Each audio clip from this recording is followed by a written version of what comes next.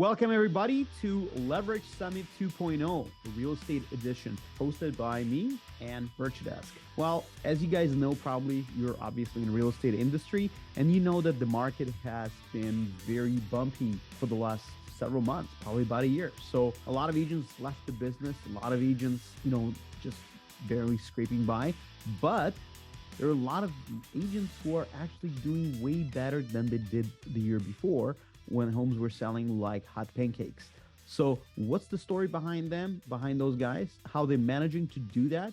That's why we've decided to bring you a great lineup of speakers who can share their story, how they leverage their technology, talent, and how they leverage all kinds of tools that are available to them to scale and to still not only survive in this economy, but to thrive. So having said that, let me bring my good friend, Jesse Zagorski, who is a well-known, he's a veteran agent in the real estate industry and a broker associate at EXP Live, loves San Diego homes. He's from San Diego, California.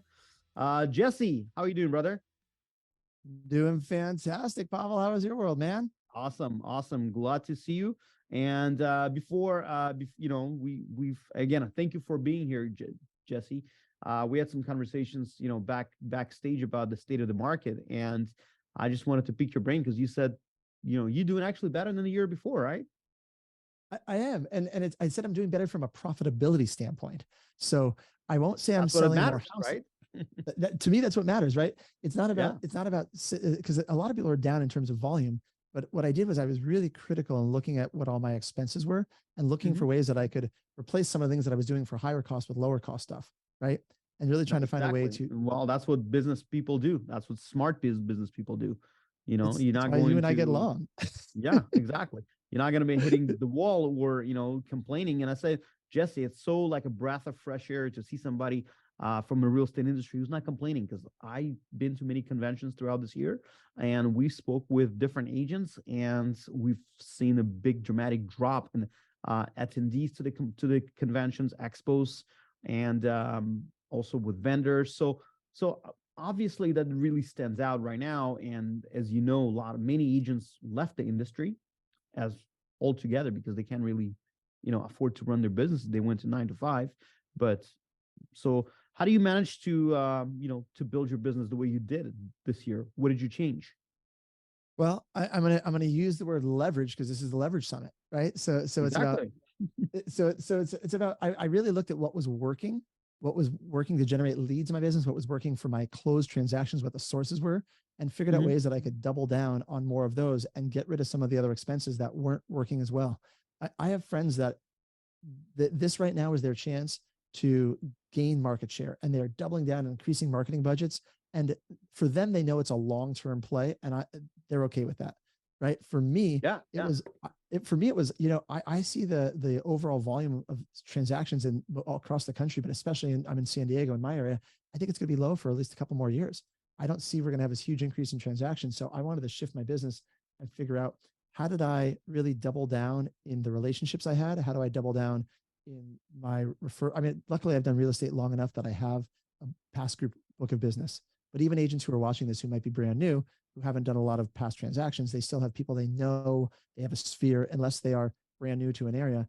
And so if you figure out ways to leverage marketing with a little bit of back office help, which is why I love what you guys do, because you have a really economical way to get back office help, you can do things to generate repeat business and referral business that the margins on that are so much higher than almost any other source. And that's allowed me to be more profitable this year, because let's face it, across the country, even though volume's down, most price points are up. And so you're able to sell. Exactly. So you're able to sell higher price point homes. I mean, I'm selling fewer homes, but with higher price points, and my expenses are down, so I'm making more money than I used to. Yeah, good point, Jesse. So as you said, we're probably going to see this market for at least a couple of years, probably, right? Because interest rates are up, and people who are locked in and 2-3% mortgage is not going to move unless there's a very life-changing situation to do that. So I personally wouldn't move right now because I have no reason to move. So back in the days, people were moving just for the sake of it, just to move. But now something has to change. So how do you identify those people who are ready to make the move in this market? Yeah. So if you're talking about marketing strategies to target people that are ready to make the move, you want to look for life events. and marketing that's going to target life events that do trigger moves. So you have birth, death, divorce, right? These job transfer. These are the big ones that typically prompt movements. And if you look through most people that are making moves these days, I'd say the vast majority of clients that I'm working with and agents I'm talking to that they are working with fall into one of those categories, right? Fall into one of those categories. So if you're talking about from a high level marketing, I mean, that's really what you're looking for. What I want to go into a little bit also is, you know, we're going to be talking about the power of networking, but it's not just networking for the sake of networking with other businesses. You have in your life, the people that you know, they know other people that have these situations going on that do require a move. And so it's a matter of, for me, what's really worked is deepening relationships and having those conversations that are not specifically, hey, send me business, but deepening relationships to have those conversations where I'm aware of opportunities when they come up, or you hear, oh, this person may have a need to move, and being able to get an introduction into that person for that to help them with that situation. On average, I think every real estate agent, you know, and their smartphone have at least like several thousands of contacts. So those several thousands of contacts, well, just okay, you separate from other agents, okay, but those several thousands of contacts have at least 2-3 contacts they know, which they can refer you to. So going through that, at least, you know, I would probably suggest some people look through Facebook. People put posts on Facebook, on social media, their life-changing events. You know, as I said, birth, death, divorce, job transfer. Those are your potential customers. I mean, again, you have to be, I think, more proactive right now in this market than what people used to do. At least, like, deals were falling into the laps. Not anymore. They don't. So, well, that and the other thing at a high level is just it does take more conversations these days than it used to. I don't have a stat. I can't tell you that 2 times, 3 times more many conversations, but you have to talk to more people to do the same sort of volume you used to do. Whether you're buying leads, whether you're having meetings with your sphere, whatever it is, you have to be in situations where you can have, I call them at bats. You got to have more at bats. You got to be able to just have conversations with people at more often at a higher level, because like Pavel was saying, he wouldn't move. A lot of people wouldn't move, right? So you need to talk to more folks these days to find the ones that are open to it. Exactly. So shifting a little bit focus to the leverage as the topic of this, you know, webinar or podcast or whatever you summit. So do you personally, how do you leverage your time in your business, or leverage resources? What do you do? Do you, you know, hire people to do that? And I know you mentioned you scaled back on the marketing, but so you mostly work referrals, looks like, right? So how do you do that? And what would you suggest to agents who are, let's say, buried in paperwork, buried in other work? Yeah, well, I definitely use, I have my back office staff, and I definitely use VAs.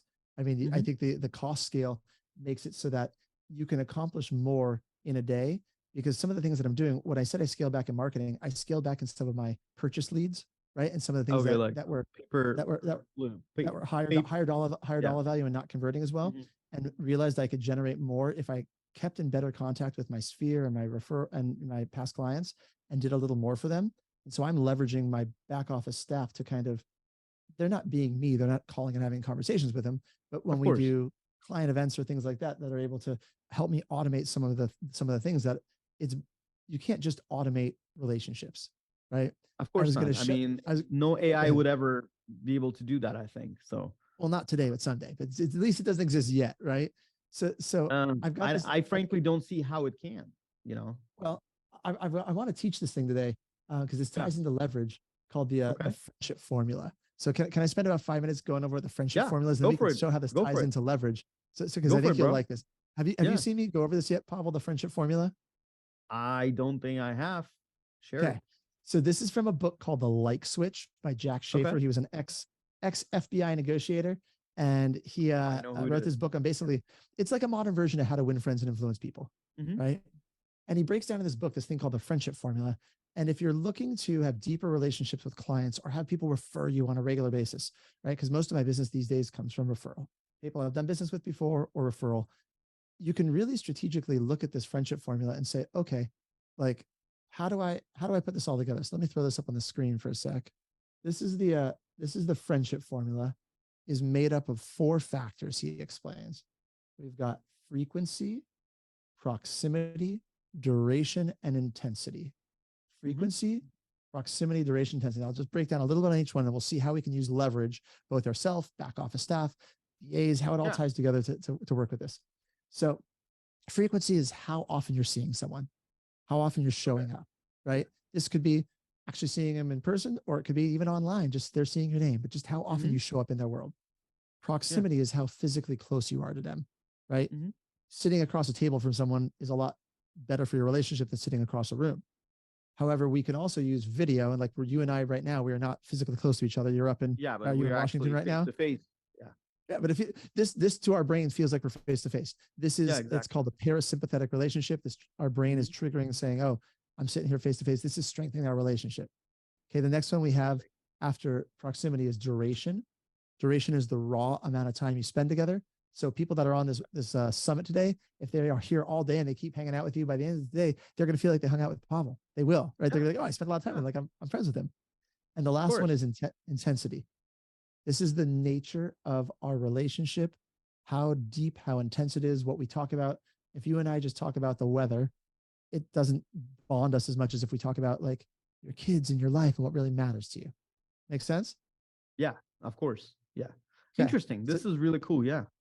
This is so really taking that cool. idea right now into networking, how people normally use networking, you could use this with people who could send you business, probate attorneys, divorce attorneys, right? Financial planners, some people like that. You could also take it to any individual client, you know, someone who's referred you clients in the past. If you want to deepen that relationship, right, to try to develop them into a better, you know, you want to do nice things for them. Hopefully you become thought of more often when they have real estate needs or they bump into people. You can consciously increase or decrease any of these areas to change. So start showing up more often, start to be in places where you're, this is why client events work so well, because think about from a client event standpoint, you're with them, you're spending time with them. Hopefully you're doing things that are not just boring, haha, but if you do a more interesting client event that ratchets up the intensity, you can use social media to increase the frequency you show up. This is where a VA is really helpful to help increase what you do on social media, to have a more constant presence, your email newsletter, your client events. This is where back office staff comes in and helps you execute. You set up the plan, but you can have people help you execute on all these things to increase this in the formula. Does that make sense, Pavel? Oh yeah, of course it does. And we got some questions from the audience here. We got Yeah. a question from an anonymous attendee who's asking, what are some tips you can offer to help connect with potential clients during the early stages, like basic icebreakers to kick off the working relationship on the right foot? So Yeah, that's a great that's one. All that's right. a good So, one. Yeah. yep, tips to connect with clients in the early stages. So this is a whole separate training we can get into. Most of you have heard the concept of rapport, building rapport, right? Mm-hmm. The basics idea is rapport revolves around mirroring and matching. So less than icebreakers, because the best icebreaker possible is to ask someone questions about them and to genuinely listen to the answers, right? If you ask Yeah. questions, it doesn't matter, as long as you're interested in what they're interested in, that's the best, that's the best icebreaker you could possibly have. And as you're doing this, if you focus on mirroring and matching their tonality, their rate of speech, the choice of words they use, their diction, right? This is going to help you get into rapport where your job when you meet someone new is to fly under the radar and to become a friend versus when you meet someone new, their brain is analyzing immediately. Is this a friend? Yeah. Is this a threat? Is this a friend? Is this a threat?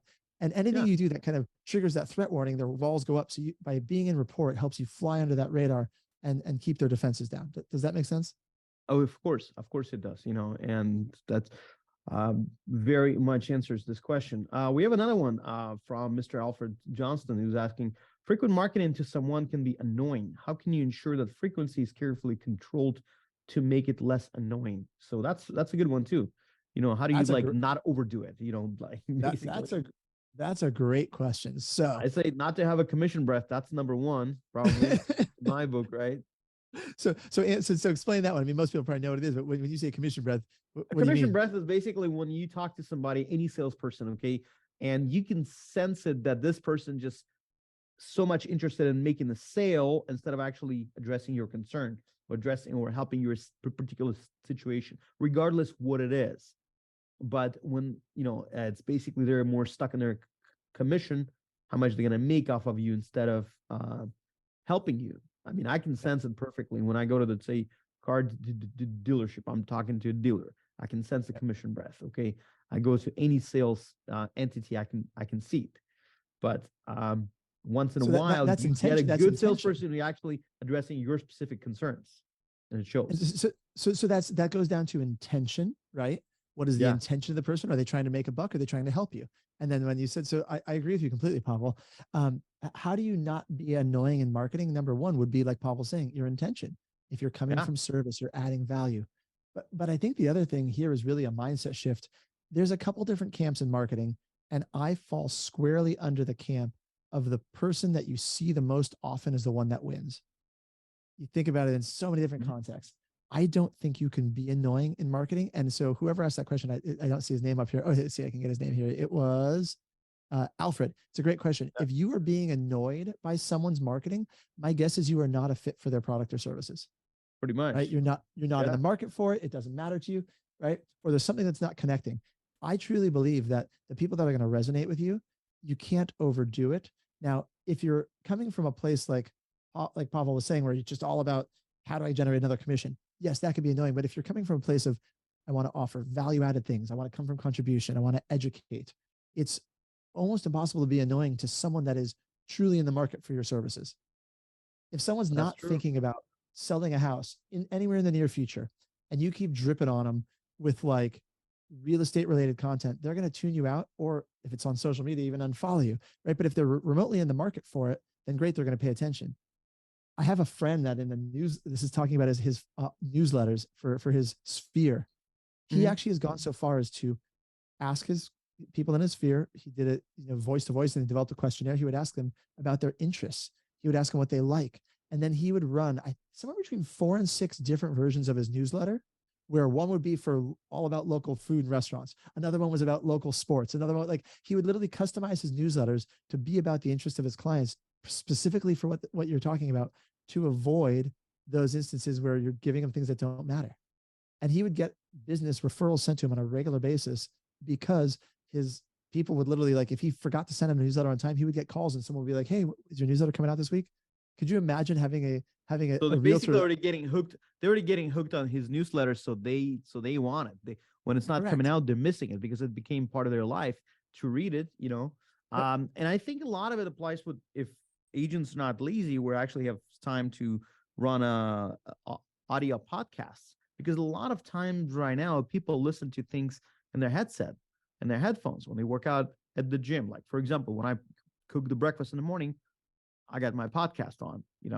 I work out, I listen to podcasts. Same thing, like if you are an agent actually providing some value, just besides home statistics or marketing tips, running like a very useful podcast for somebody, and make it known, so people would actually become part of their routine. So again, we going back to that, the proximity. I mean, how close you are to your leads is basically, if your leads are listening to you, that's very close. You're in their head. So yeah, proximity and frequency. I'll throw it back on the screen because I don't want to keep coming back to proximity and frequency, right?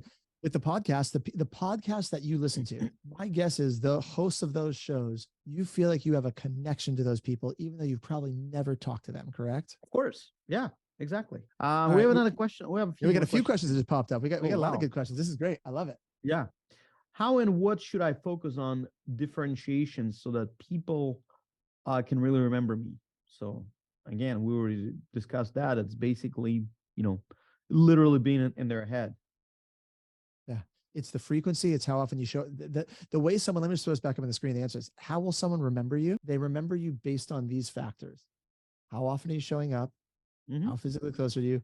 The amount of time you spend together, and the intensity of that relationship. So if you're looking for what to focus on, you want to find ways to increase these things. I will say for frequency, you can't take a total stranger. If you meet someone and you're like, wow, this person's going to be a great client, or this person's going to be a great referral source. You can't go from 0 to 60 and be showing up all the time and like calling them, texting them, because they're going to think you're a nutcase, right? Of course. You can slowly ratchet up as you build a relationship. However, with social media, I do believe that is the one hack that you can use to kind of stay in front of them, whether you're doing a paid retargeting campaign, right? If we have time, we can talk a little bit about retargeting, or if it's more just organic where they see you. Some of you might have Facebook groups that you are adding your friends and sphere to, so that they see you in those groups and engaging in there. However, all of this, again, I got to keep throwing in the tool for leverage. Most of this doesn't have to be done by you, the agent. This can be done by your by VA. staff. Yeah, by Yeah, your VA. exactly. By hiring a virtual assistant who can help you do that. That's Yep. again, because for a lot of people that seems like a lot of like overwhelming. What needs to be done. But again, you got to have staff. Like for example, do you think I put together all this summit by myself? Of course not. I mean, it was done by my staff who helped me out in the backstage, who helped me out with the organizing the speakers and everything. It's a lot of work, but it can be done. We have another question. Let's answer the bottom one. Not the one that's talking about carrying on about to knowledge. I think that's a good one. Can we answer that one? Yeah, go ahead. You can read it. Go for it. Okay. Brett Davis is asking, do you have a UVP? I believe it's unique value proposition. Oh yeah. Okay. So I was actually, so we'll do that one first. And then the one right above it is also a really good one. Yeah. So the UVP, unique value proposition, I have a number of them that I've run with over the years, and my unique value propositions tend to change depending on the conditions of the market. Right. Okay. Years ago, I ran a guaranteed sale, like, offer on your home in 24 hours, guaranteed or your home sold in X amount of days guaranteed, or I'll buy it. You guys have ever heard that one? These are all these things that are running. Oh yeah. When the market got really hot, get your phone to ring. To use those. They weren't a match for the market. No one was worried about selling their house, right? Yeah. So your UVP's got to match the market. So know the criteria of what's working in your area right now. It's a good question, because I don't really have a UVP that I've been focused on lately, or anything specific. Because when you start working with more repeat and referral clients, like based on a relationship basis, I mean, I have a lot of clients that don't ask me what I charge. They don't ask, like, literally, it's just because they've come referred to me. When you establish that credibility and they know that they want to work with you, it's a less, your UVP, I guess, is the relationship, or is the value you offer, that you're good at what you do. And frankly, I think you need to figure out what your UVP would be. If, let's say, like for me personally, what would be a good UVP of a good agent? Okay. I still have my license active, but let's say somebody brings me a good deal. I always hire that agent to represent me on that deal. Okay. Let's say for investment purposes, like recently, when I bought a property in Florida, somebody brought me off-market deal for already ready to go Airbnb. That was a unique value proposition, because again, it's not in the market. It's already fits my purpose, and I'm ready to transact. So UVP was that it was available from that person only. So again, if you are developing your own UVP, unique value proposition, make sure you fit the market, as Jesse said. That's very important. Figure out what's needed, figure out how you can solve it. Think always about that, not just making the next commission check, and you'll be golden. Yeah, we have another questions, right? We got a lot of questions. Yeah, this is a great group, guys. I appreciate the questions. These are fun. Of course. Yeah. Somebody's asking, I'm just starting out in real estate. I'm wondering what's the best way for someone new like me to start growing their network in the industry. So when they say growing their network in the industry, you have your network of agents that you work with, which truly in this market where inventory is low, it is helpful to know other agents, guys. Build relationships. The same things we're talking about with clients. Build these relationships with other agents. I got a deal accepted on the buyer side, representing the buyer the other day, over 4 other offers, purely because I knew the other agent. Like, we had the strong offer. It wasn't that they accepted the lower offer. It was had to be a strong offer too, but all the offers were very similar and all very strong. It was because I had that relationship. So building the network, start going to places where, where agents hang out, start meeting agents, collecting cards, staying in contact. But I think the question probably was more along, if you're new in the industry, how do you build your network from a sphere standpoint? Look at all the people in the past jobs you've had, depending on how old you are. If you've had jobs before real estate, this is your very first job. Maybe you're young enough then that you still have your parents in the area and then their friends, or if you're new to the area, anywhere where you've met people. And if you really truly don't know many, you want to go to places where you can start to add, right? Add on a consistent basis to your database, right? Your goal is to get up to about 150 people 100%. In your database that you're consistently marketing to. So add it on a regular basis, a couple a week, until you've got up to that level. But that's really or go do some door knocking. Absolutely. Get a nice pair of shoes, comfortable shoes, and go pound the doors. However, and if you're pounding on doors, again, let's put it in the same formula. We are looking to build relationships. So we're looking to ask questions to learn about them, and then figure out ways that over time we can deliver value. Absolutely. Yeah. People want to see value. They just, people don't want to be bothered. And again, if you can bring value, obviously people will work. So we have a couple more questions just to wrap up, and before we go to the next speaker. So we have a question: how do you balance automation and personalization to ensure you maintain a human touch in your client interaction? I guess that goes to the AI part of a deal where people, use Chat GPT to connect with their sphere. Yeah. Well, I think there's actually even an easier one, because AI is still, you hear it so much. So the other day I heard someone talking about AI fatigue, because we hear the term AI thrown around so much these days, but some people are still trying to figure out how do we even incorporate it in our business. It's still rolling out all the ways you can use AI, but I just think use of video. I think it's just a fad, to be honest with you. We'll see. Who knows? We'll see how AI shakes out. But I think that video is something that when you look at this friendship formula, right? If you're using video, it hits all these things: frequency, proximity, duration, intensity. So you can leverage a lot of automations. You can have your VAs helping with a lot of these things. However, if you're leveraging video, they're still seeing you. So you spend your time to record content. You can have VAs edit and produce the content. You can have VAs distribute it. You can have VAs put it on different platforms. You can have in the newsletter, but that keeps that balance of you have some automations, but also that personal touch. And then to me, it's also about segmenting out. I know we got to wrap up here, but segment your top past clients or referrers or sphere, and make sure you keep a higher level of personal touch with those people. There's certain people that I don't want to automate. I'm going to reach out more directly to the ones that who your key people are. You're going to keep a high level of personal touch there on top of the automations. Of course. We're just going to have to wrap it up. It's been a pleasure to chat with you. Pleasure to see you, my friend. You keep crushing. I'm thrilled we wrapped up. We kicked off the summit this week, guys. There's so many amazing speakers here today. Thank you, Jesse. Thank you. And I'll see you later. Sounds good. Bye, Pablo. Yeah, we're going to bring you next speaker right now. That's going to be Lori Parker and her ISA Jay. Hello, Lori and Jay. How are you guys doing, everybody?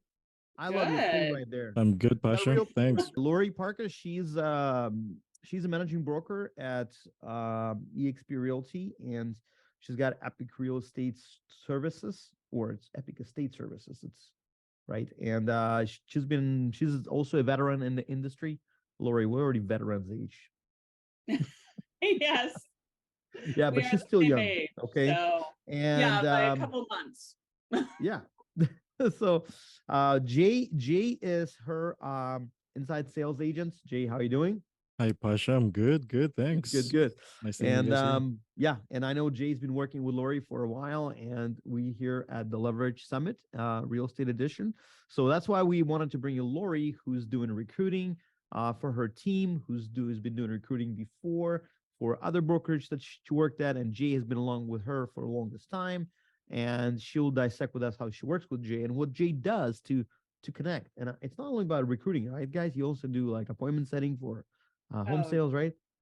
Yeah, Jay does a lot. He is my full-on assistant. I know people are always like, oh, virtual assistants, they can't do a lot of stuff. I need an in-person assistant. Jay has not only gotten in touch with my paw spa. I have 5 dogs and 6 kids, just for a little background.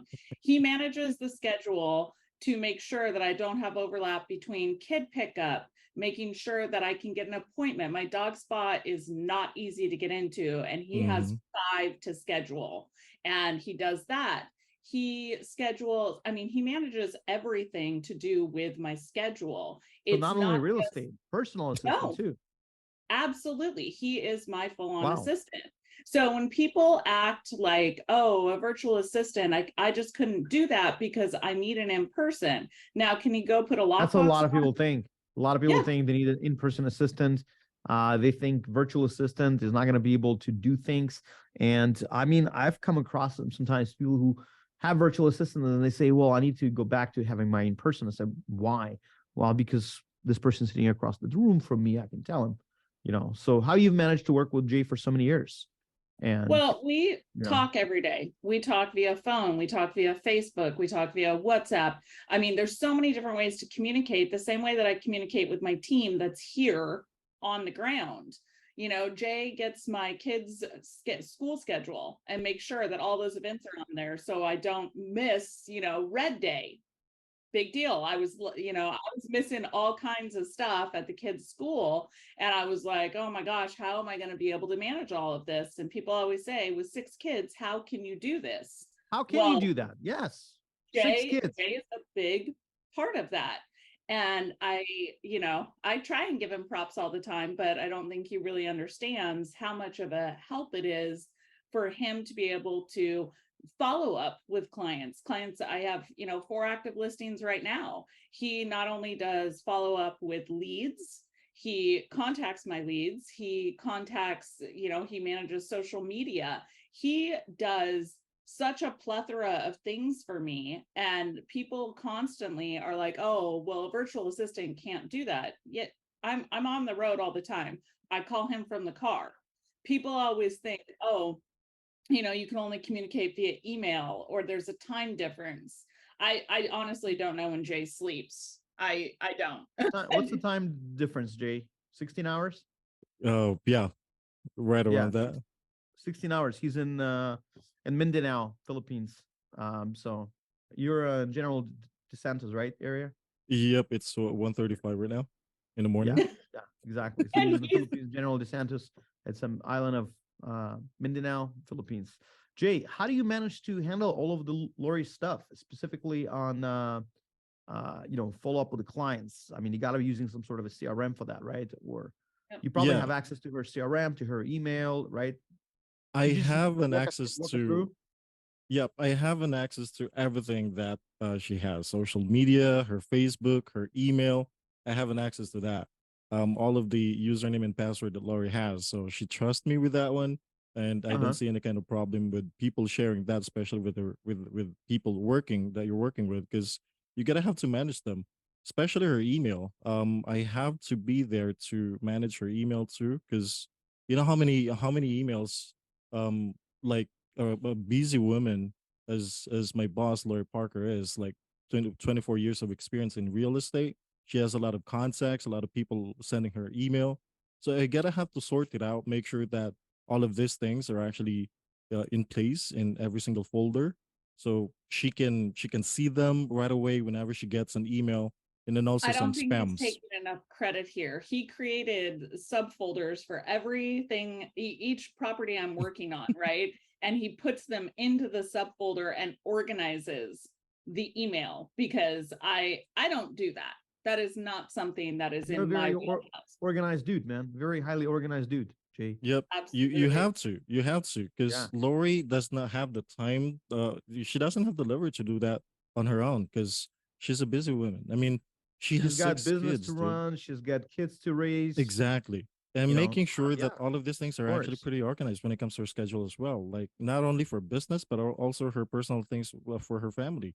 Making sure that I don't schedule something that is this is actually the time for her kids. This is the time for Tyler. This is the time for the whole family. You started out as an ISA, right, Jay? I know, because you've you're employee of Virtudesk, and you started out as an ISA. And you were scheduling appointments for home sellers, I believe, right? Previously it was actually way back 4 years ago, if I'm not mistaken.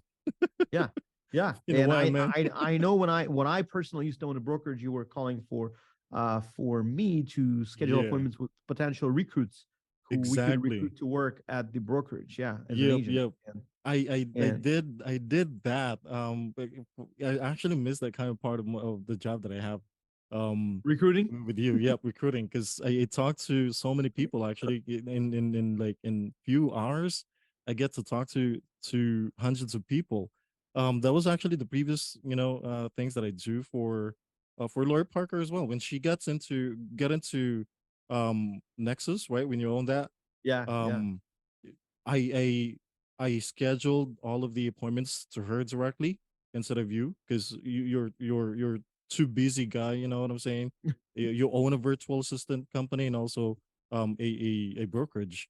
I also send like emails to agents before, newsletters to them about what's going on about Nexus. Yep. So the transition, when I finally got to people work asking about the transition.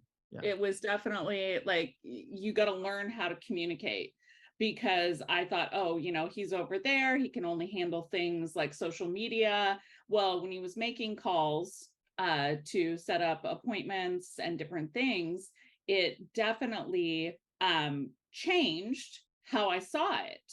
it was really communicating with him. So whether that be via email or phone or Facebook, however, I am able to communicate at that time, the fact that he is able to communicate during multiple channels makes a huge difference, because I can always get in touch with him. It's not, oh, you can work for me for these hours. I can always send it off and he can handle it when he comes back to work. Right. So that's the nice thing. I only call during my time frame, because I don't want to wake him up. I mean, like I said, I don't know if he actually sleeps, but I like to send emails and things when it's off of that. Now, of course, there's always going to be any issue. It's not 100% smooth sailing. You got to figure out how to work with the person. And, it's not something where when you hire an in-person assistant, I've gone through, God, Jay, how many in-person assistants have I gone through since I've had you? Like A while. 4, Yeah. 5? Yep. I've had a much less smooth time with in-person assistants than I have with Jay. Yep. I think that there's always just figuring out how you work together, along with the best way to communicate. And like I said, sending, emails or written communication when he's not on the clock, and then calling when he is. But you have to communicate every day.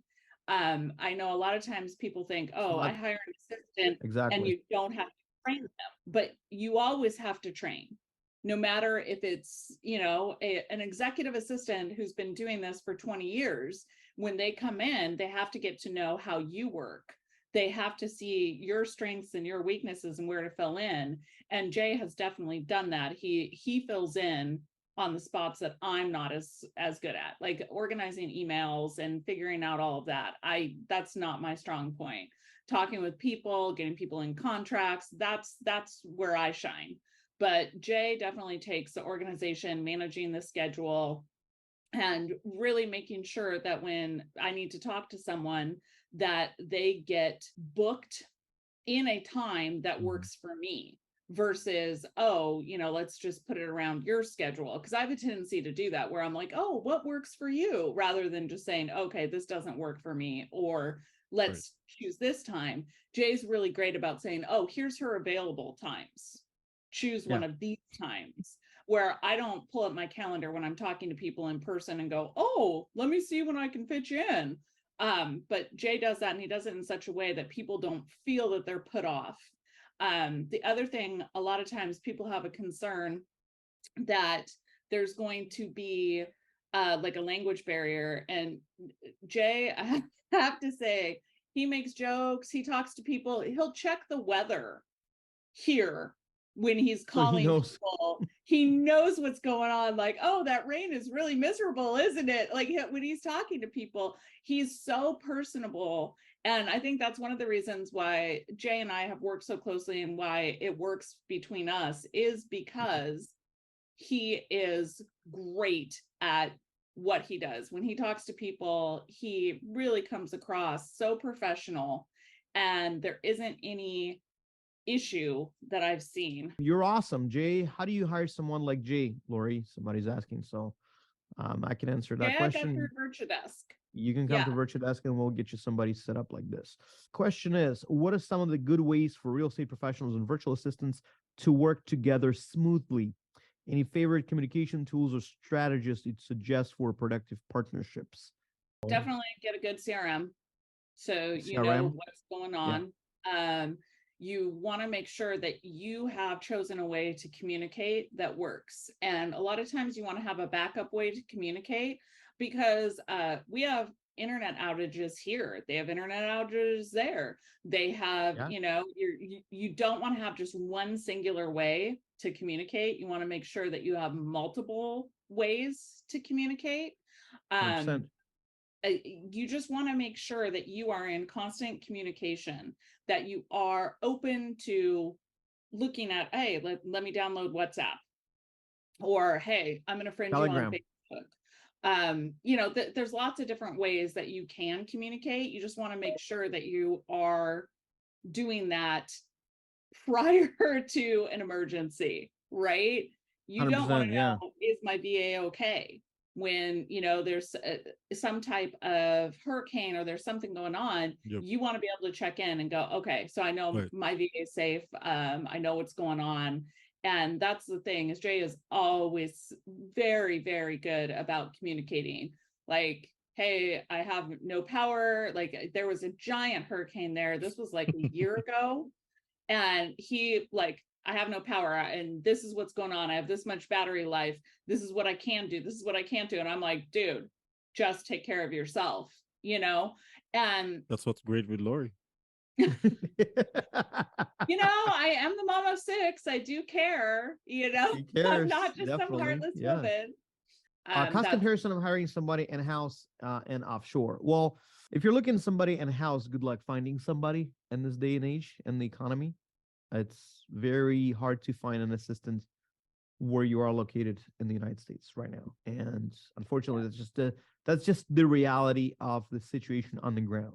If you're talking about a cost, you're probably saving around $60,000, $70,000 per year by hiring a virtual assistant compared to hiring somebody in-house. But again, the problem is not just only the money, but problem of actually finding the talent in the current pool of applicants that you would hire somebody in-house. So what kind of issues should you watch out for when you're giving tasks to a virtual assistant? I've gone through a few different virtual assistants, and I will say you really want to make sure that anything that you're giving them access to, like, you're confident, you feel comfortable giving them that. Like, Jay has access to everything. Like, I'll tell you right now, he has full access to all of my stuff because we've built a relationship. Right off the bat, it took, a little time to build that relationship for sure.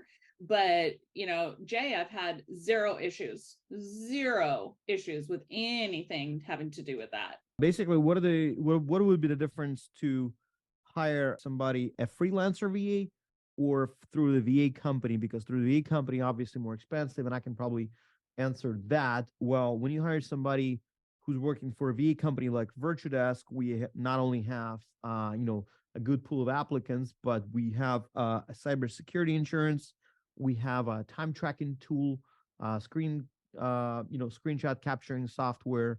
We have a VA coach who's working with VAs, and Jay can probably answer to the benefits of working for Virtudesk because he knows about, you have medical insurance, right, Jay? Yep. We Virtudesk actually have provided us medical insurance, not only for us but also for family members. That's actually one thing that you would love to be in a company working instead of like being a freelancer. And then also based on my experiences, I mean, as what I know, freelancers, I know that other people actually tends to like just gun. I mean, they just leave their clients without saying anything. That's it. When you hire a VA from us, let's say if your VA decides to leave, we can step in and replace somebody because we are in the business of managing. So your VA not only going to be, obviously getting competitive pay, getting the benefits, time off, paid time off, a vacation pay, retirement benefits. Yeah. Well, I don't know if Lori wants to give you a vacation, but we have a vacation, the PTO. So, but why are you bringing this up, Pavel? No. Hey. She cannot function without you, man. Yeah, I'm Jay, like, don't go on vacation. Vacation. No. Let's not discuss this vacation idea. But it's basically what it's done. And however, just wanted to say that when you hire somebody from Virtudesk, you obviously getting the person who's already been vetted by us, trained, went through all the verification of employment, verification of the background check, because again, you don't want to trust your data to somebody who, may have some criminal, record or something, or some integrity issues. So we obviously verify all of that, make sure that we provide you a person who's going to be trustworthy. So that's, having said that, questions to Lori. How do you train your virtual assistant? Lori, how did you train Jay? It was trial and error. Yes. We worked together. Definitely went over like different like scripts, I would say, to give him like a baseline. And then he really started kind of, taking it to the next level and going off script, which I totally recommend once they're to that level. Because if you are just reading a straight script, you sound like it. Yeah. And so working with Jay, I mean, he has worked with me for so long. He knows my personality. He knows how I'm going to respond to stuff. And he definitely responds the way I would, I think, Jay. I mean, what training do you think was like most important? Well, before getting into a client, being assigned to a client, pretty much Virtudesk already providing extensive amount of training, so you don't need to worry anything about that.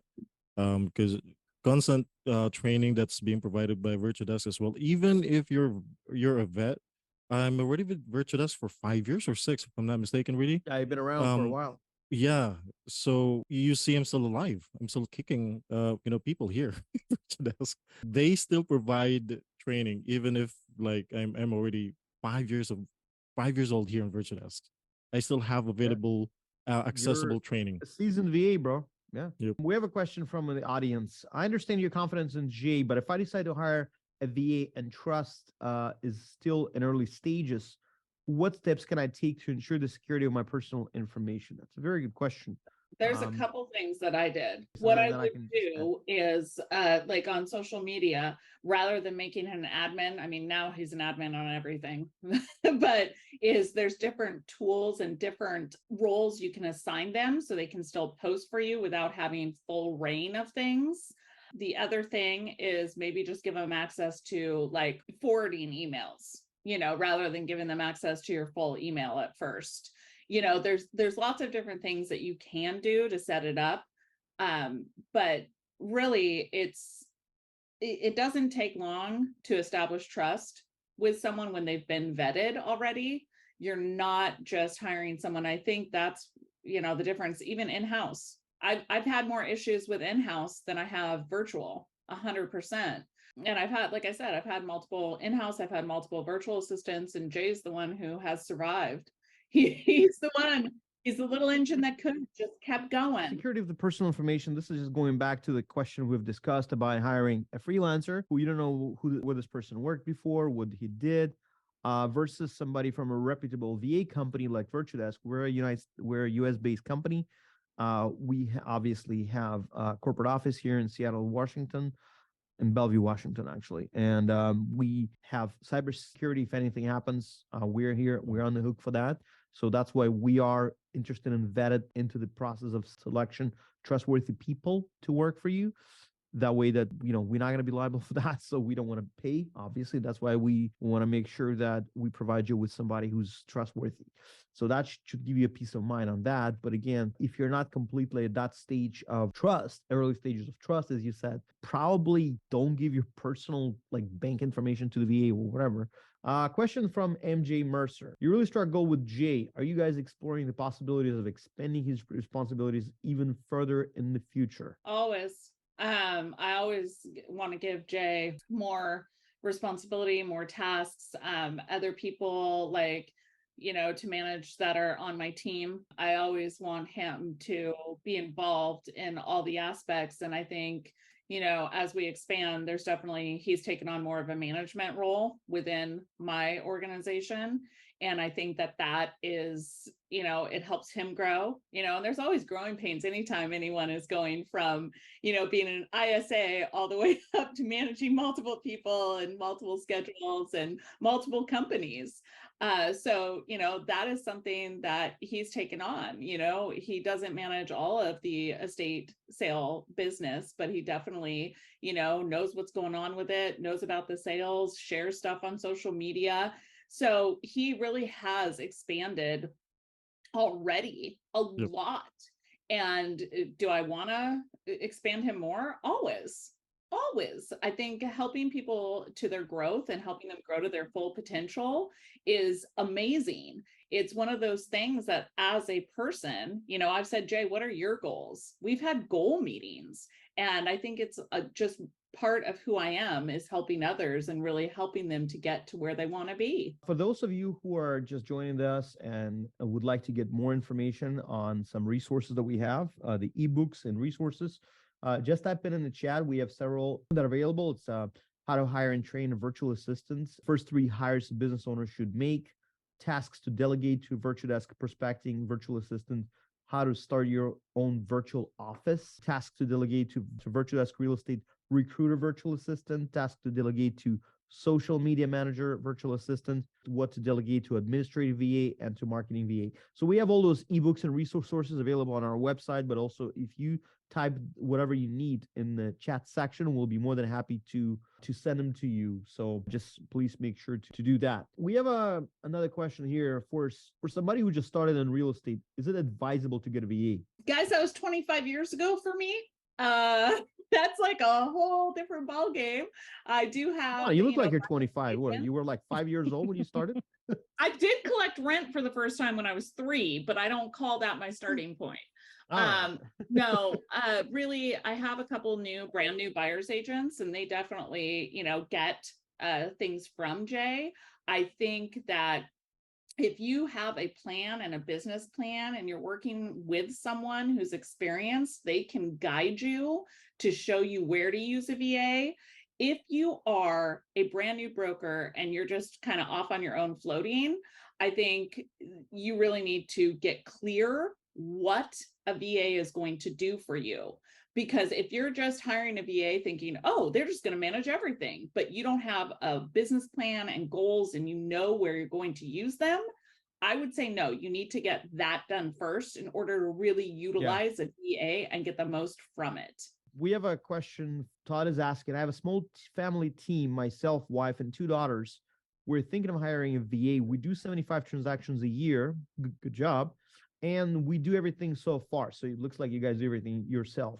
Virtudesk has many different programs. Which program do you recommend starting out with? I mean, I think I would start out with probably a general virtual assistant. What do you think? Really, it kind of, to me, it depends where your leads are coming from. If, you're doing complete lead based to get to 75, I would say ISA all day.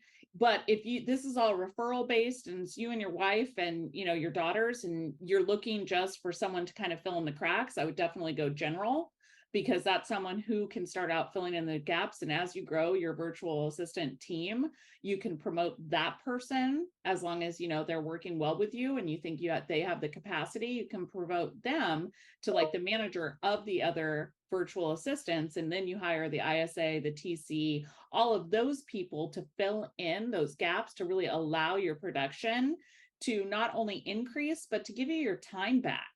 Because that's one of the things that I am most thankful to Jay for, is I've gotten a lot of my time back because I can time block out, hey, this is my time, and nothing gets scheduled.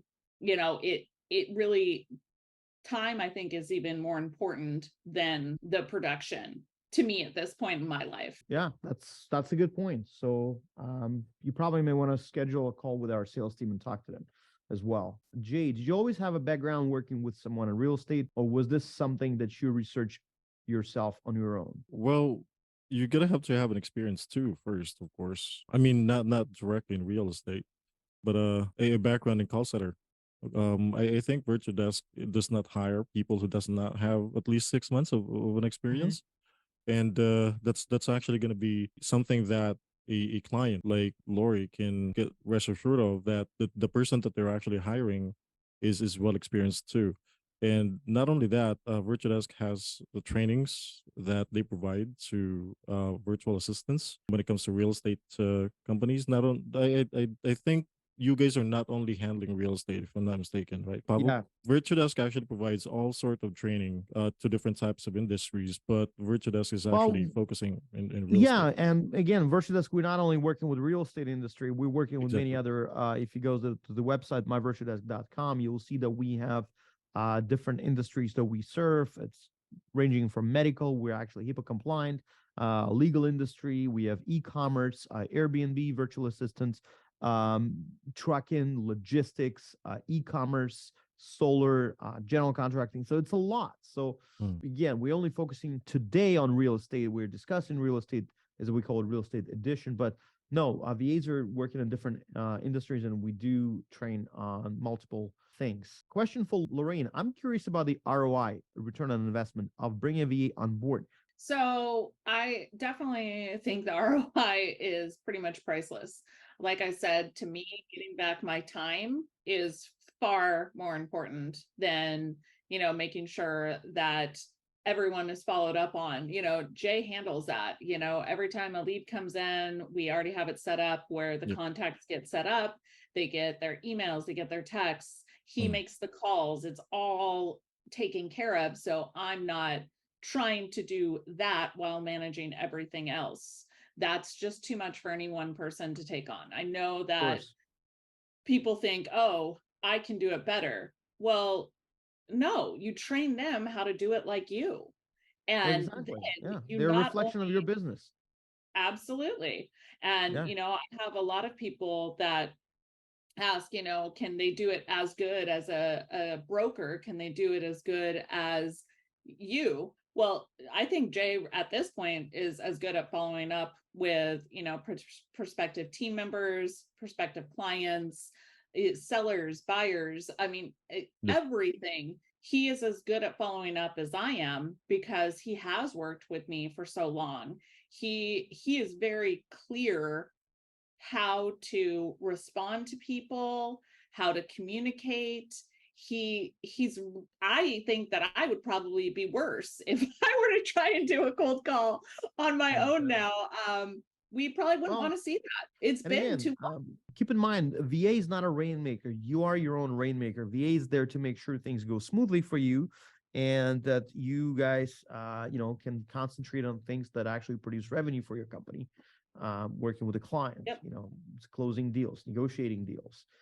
We don't get paid unless we close deals. So that's what you need to be doing. If you want to have a good ROI on this, you need to be the person who is out creating more of that income, because the VA can't show houses. The VA can't be out there writing contracts. Well, in the state of Washington, they can't, right? I don't know about other areas, but I will tell you, you've got to be doing the income producing activities. And that's something that you need to be doing yourself. You cannot throw that off on a VA. That doesn't work. Just we have a few more questions just to wrap it up. Based on your experience, what kind of tasks do you think a VA can handle better than an agent or a team member? I went over that, I feel like already. You just went over this, exactly. She just went over this, and we see a lot of times where sometimes agents unload the tasks of a VA on a team member because they think, well, I don't have to pay the team member hourly. Team member just gets paid by the commission, split, whatever, and they think that, they're saving buck on doing that. You absolutely are not, because you don't have someone doing their highest and best value at that point. And again, it gets back to creating a business strategy, having a business plan. You can't be out there just, oh, I'm going to have this team member calling every single lead for the whole team to make money for others. That doesn't work. They're going to want to take those leads themselves. The ISA, that is their job. That is what they're good at. They're going to be closing. Of course. For all of those people who's actually looking for a VA, don't hesitate, guys. I mean, me myself as a VA, I'm going to tell you right now, you gotta have to trust your instinct, and Virtudesk is actually going to get you a matched person. We'll support you all the way. Lori, Jay, that's been nice chatting with you. Thank you for coming in. Thank you for being part of the Leverage Summit 2.0 Real Estate Edition. And our next guest is Christopher Benjamin. Chris is basically a marketing monster, guys, who's the guy I know who's amazing at what he's doing. He's also a lawyer. Can you imagine that? Lawyer by training. And he's doing very well in real estate. He's a real estate agent in California, and I know him from Broke Agent Media. I know him from Tom Ferry organizations. We met up at a couple of events. So Chris, welcome. How are you doing? Thank you. I'm doing great, man. I've been looking forward to this. It's always good to see you and Sarah. Likewise, and brother. The whole Virtudesk team. So thank you. Likewise. And again, I know you've been, as I mentioned, you've been a lawyer before. You're still a lawyer, but you basically worked as a criminal defense lawyer. Then you switched to real estate. So could you tell us your story a little bit? I mean, I know about your story, but could you tell us? Sure. I am an attorney, but I don't practice anymore, probably similar to you. Yeah, and I was a criminal defense attorney. I was a public defender, actually, for a handful of years before I got into the real estate industry. My family has been in this business my whole life, and that was the motivation to transitioning. But the reality is law and real estate are very similar, not because the day-to-day looks the same. I know that, I'm not dealing with criminals, I'm dealing with families, but the similarity is I'm dealing with people and people's emotions, people's finances, people's freedoms, people's, interests. And I think that piece is huge. And I think like one thing that I'm grateful for my legal experience and why I love this business, why I like working with people is it's communication based. Less negativity, as I say, and my days of practice of law, I experienced a lot of negativity from people because you're dealing with people's problems. Whatever you do, whatever practice you do, criminal, bankruptcy, divorce, personal injury, it's people's pain basically. When in real estate, you're dealing with more positive, vibes because again, it's home purchase, home sale, people moving on in life. This is basically what I think separates that, and I specifically personally pointed out that thing in my career that I don't like to deal with negativity. I don't like to attract bad vibes. So that's just what it is. And Chris, a quick question to you. Um, you're obvious in LA area, and as we've started out the summit, at the beginning of the summit, I said, the economy has changed, the market has changed, it's shifted, less transactions happening, a lot of agents exiting the business. Some agents, can barely, get by because again, there's no homes to sell. How do you manage through all of that, and what do you do to actually not only survive but to thrive in this day and age? I think it's a great question. And I think one thing that I remind myself of, which is very important for everybody in the industry, is that it's difficult for everybody right now. It's not just difficult for you in whatever small town you're serving or whatever big city you're selling in. It's difficult for everybody right now. And I think I can find comfort in that sort of camaraderie because it's not unique to me. I'm not special. It's tough and it's supposed to be tough. So I tell that to myself from one perspective, and that helps. The other thing that I tell myself is we have to understand that in our economy and in our industry, we are not competing against the Googles, the Facebooks, the Mark Zuckerbergs, the Bezos. I'm competing against somebody who has a family, who has a kid, who doesn't want to wake up in the morning. So remember that your competition or what you are outrunning is the person next to you, not the bear. The bear is the market, right? So you're not running, the market is not what you're running away from. Like they're not chasing you. You need to run away from the people that are around you that are not doing the same thing. So I would say those two things, but practically, like very tactic wise, what we are doing, this is not profound. We are just doing everything that we have been doing for the last 5 years, but doing more of it and trying to do more of the same thing because it is taking more conversations, more mailers, more videos, more interactions in order to get the consumer trusting, knowing, and liking you. And I think in the world we're in today, where the interest rates where they are, with the inventory where it is, we have to be cognizant that I am working in this business for a transaction that's going to come in 24 months. The work that I do today basically is building a pipeline. Exactly. Yeah. When we brought you in here, we basically come up with a topic for you: the art of crafting compelling email marketing campaigns. And that's what you are, basically good at. And again, obviously, I don't know how many years of legal writing you took. I had 3 semesters of legal writing in law school. So we do know how to write. So share with us, please, how do you craft a compelling marketing emails? How do you email marketing campaign? What does it consist of? What do you do? Right. What works for you? What doesn't work? So yeah. And we'll just dive in and we'll just go and dissect it. Yeah. So the first thing that I would say is you're not going to believe this. Begin signing up for other people's newsletters. begin signing up for what other agents are sending to their database. Begin signing up for what other businesses are sending to their audience, because there are a lot of industries, a lot of businesses that are much further along than you and me.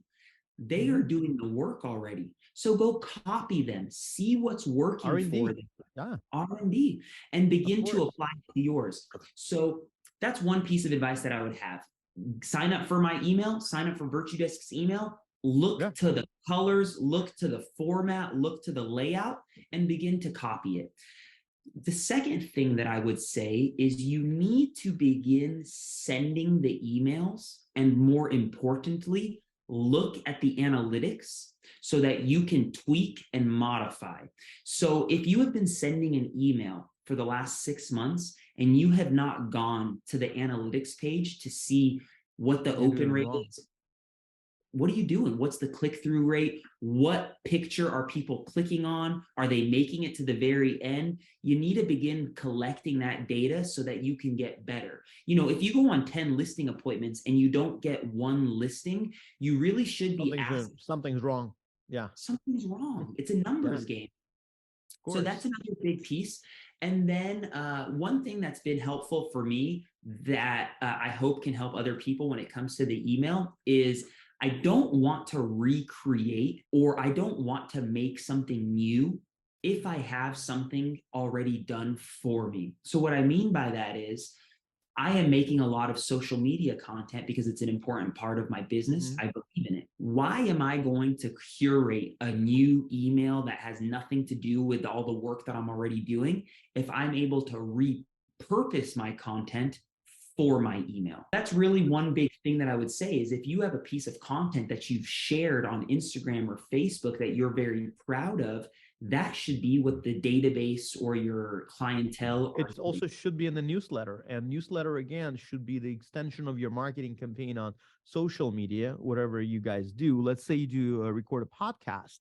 Okay, you tell to your audience in the podcast, please subscribe to our newsletter. And by the way, taking a chance to say, you guys watching this summit, go to myvirtudesk.com, subscribe to our newsletter, and you're going to get our mailers. You know, we're not going to spam you, but again, you can always unsubscribe if you're tired of it, but it'll give you a good idea as far as what we're putting out there as content and how we are structuring it. And we've put a lot of thought and science into it to make it informative, make it useful, and make it stand out. So also subscribe to Chris Benjamin, and you can go ahead and maybe tell your website where they can find you, how they can subscribe to your newsletter so they can get your stuff and see. Absolutely. So if you guys do want to see a copy of our newsletter, if you go into the bio in my link tree, I think most of this audience is going to be like real estate agents or industry professionals. So if you sign up for that free email in my link tree, that's going to be my agent specific email. My database email is the same format, same colors, same shapes, different content, but it looks the same. So I really encourage you to copy it. Can I give like a couple tactics, like things that they can apply? Of course. So I'm using MailChimp.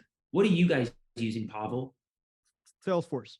So whatever it is, you need to have a email provider that is beyond your Gmail. If you're still doing Gmail or something like that and trying to send mass emails from, you need to invest in Salesforce, MailChimp, Constant Contacts. You need an email service provider, number one. The second thing that I would say is the subject lines are very important. With MailChimp, and I'm pretty sure every email provider at this point allows you to do A/B testing.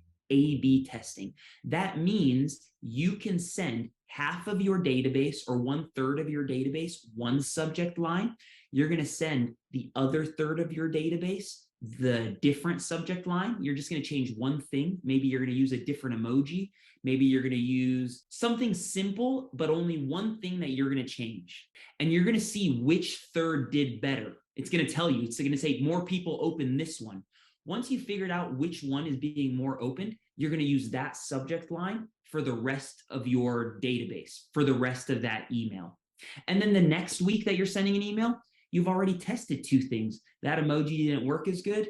Let's try this one this week. So you have to be testing, you have to be analyzing The last thing that I'm testing, I don't know what's right or wrong, but I'm trying things, is I was blasting my emails with a lot of content. I mean, like 5 to 10 different pieces of content for them to engage in. I don't know if that was the most effective. What I am doing now, I'm testing 2 different things. I am either putting 3 things, just 3 things for them to choose from. Part of me says that's still too much. I'm also testing just 1 thing, 1 piece of content for 1 email. It sounds crazy, but it's like this 1 email is only going to be about this podcast. I'm not going to give you, 3 tips on how to make a better video. I'm not going to give you this and that. 1 piece of content, 1 email. Well, let's shift gears a little bit, Chris. Do you have virtual assistants on staff or any kind of staff who help you be more productive? If you do, obviously, how do you work with your virtual assistant? Is your virtual assistant helping you with email marketing, or are they setting up the, MailChimp for you? How does that go into this? Yes, so they're helping tremendously. So I'm not relying on them to figure out what content is going in there. And in the beginning, it was a bit clunkier because we were figuring out what works. But at this point now, I'm getting supported with the email getting built out with the content that I'm putting in it. And really, it's up to me to make sure that everything is optimized and appropriate. So for example, I just had an office meeting. It was a beautiful conversation. It was a wonderful interview. It was recorded. I send the recording to the assistant, to the VA. They take that recording, they put it on YouTube for me. They'll make the thumbnail for me. They'll publish it unlisted. They'll put it in the email, and it will be crafted. They're not going to send it for me because like I'm a little bit OCD. I need to look at it before it gets sent off. That's the lawyer speaking in you. You never let anything going out of your office without your approving it. I know exactly what you're talking about, brother. I know. I'm very, and like, I'll be honest, like I've lost my cool if if an email was sent without me looking at it. And I know it's so small, but like I've sent enough emails to know that like 3 emojis or 2 emojis might crush the performance. Something small. You're ultimately responsible for all the content yourself. Your assistant is there to help you out, put it together, obviously to assist you. So again, you're not, wasting your time stuck in one thing, because you still have a business to run. You get customers to meet. You have homes to sell, and so obviously your assistant is there to assist, from the verb assist. But I think it's important for everyone to know with their virtual assistants, understand what you want them to be doing and understand that it's still your business, right? Understand what their strengths are and understand what your strengths are. Pavel said that I'm legally educated. This is not anything against anybody else, but like I probably have spent more time writing than like anybody in the room with me today. Not on Zoom, but like physically, you know what 100%. I mean? Yeah. So why would I have somebody write something when I know I can do it better? Of course. Yeah. But I don't have to be the one that puts it in the MailChimp template. We got some questions I'm just going to ask you a little bit here. Anna Muscardelli says, it's not actually a question. I recently hired a VA, best thing I ever did. Yes, there are bumps in the road, but it's great. Well, thank you, Anna, for your confidence, and good luck. This is really nice. MG Mercer is asking, Chris's energy is so contagious. I agree. Going back to what he said during the beginning, he said that law and real estate are essentially doing the same things in the terms of dealing with people. But how did you adjust your approach coming from a law practice point of view? How did that translate to your marketing efforts? So it's a very good question, but I'll give you a little secret. Lawyers are horrible marketers. They don't know how to do it. Chris knows exactly what I'm talking about, right, Chris? Well, because the thing about lawyers is like you're trained in one thing, same thing as real estate. But as a business owner, you are the marketer, you are the salesperson, you are the janitor, you are the email organizer, you are all of it. You are everything, right? Probably I can, not gonna open a big secret that I'll tell you that it used to be the bar associations looked upon marketing like very scrupulously, and some lawyers got in trouble back in the days for doing some extra marketing that, so lawyers have to be very careful from the rules of professional conduct standpoint to make sure Right. that the marketing that they put out is within the guideline. Way more regulated than real estate. Chris, how did you answer that? Yeah. So to answer your question, MJ, more directly, the way that I had to transition from a career in law to real estate, number one, was to check my ego. Because I remember very vividly knocking on my first door, getting my first FU, getting it slammed on me, and immediately saying to myself, which is the wrong thing to say, this guy has no idea who I am. This guy has no idea what I've gone through. This guy has no idea what my experience is. This guy has no idea that like I just got a not guilty for this like guy who is dead to rights. Like I can't believe he just treated me like that. I went through much school, 7 years of school.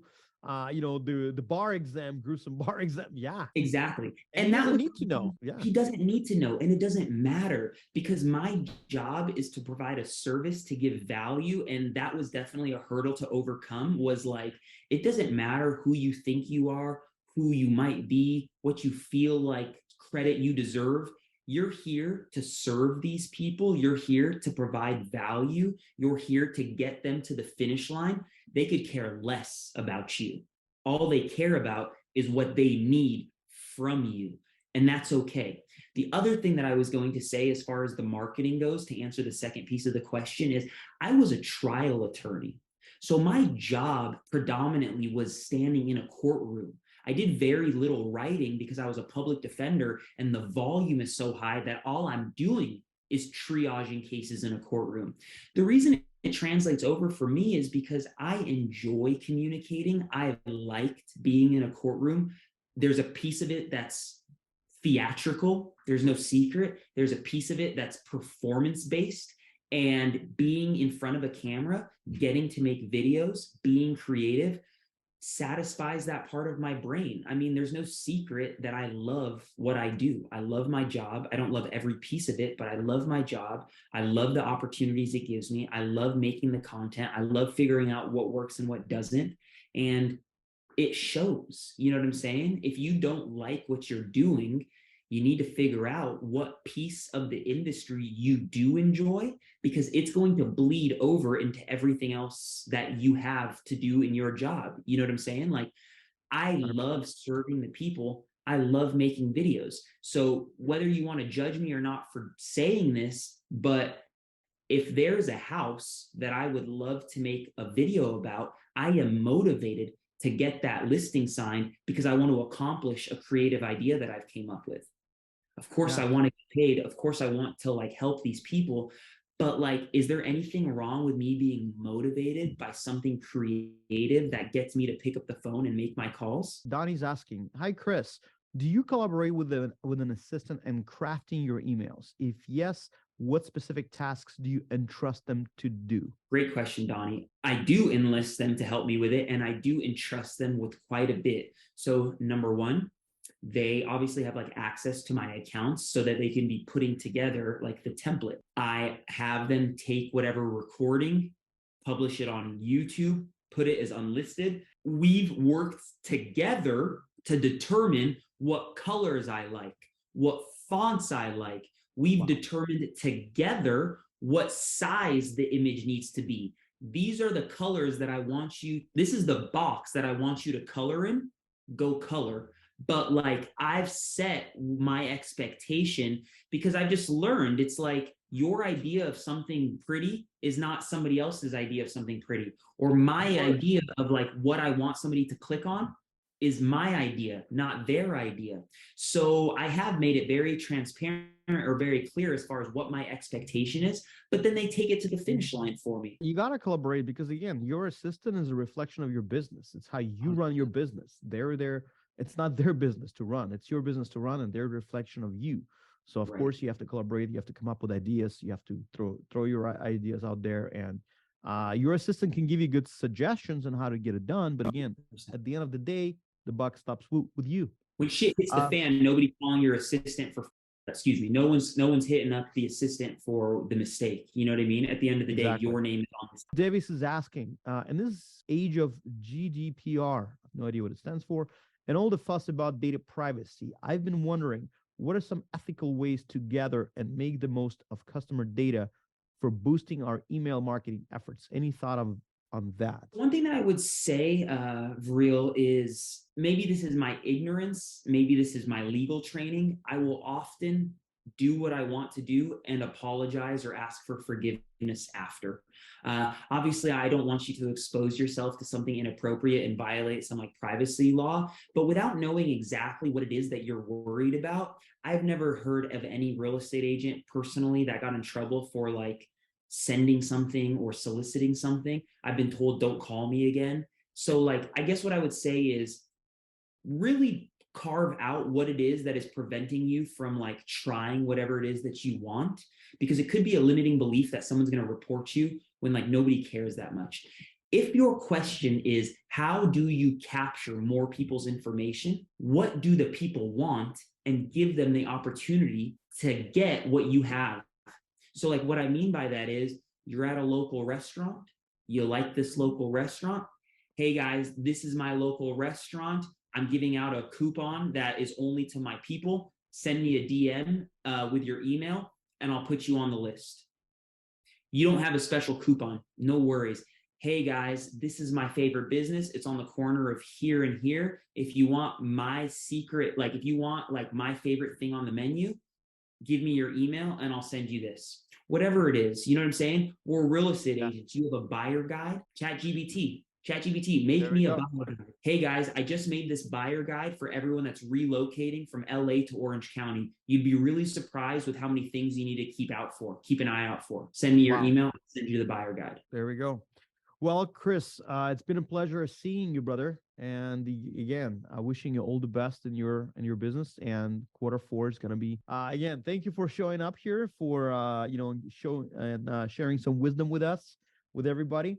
And again, guys, if you need any resources, ebooks on how to hire a virtual assistant, how to train one, what tasks to delegate, please type in the chat room, chat what you're looking for, and we'll be happy to send them out to you guys. We're going to have our next panelist, Diana Matichin.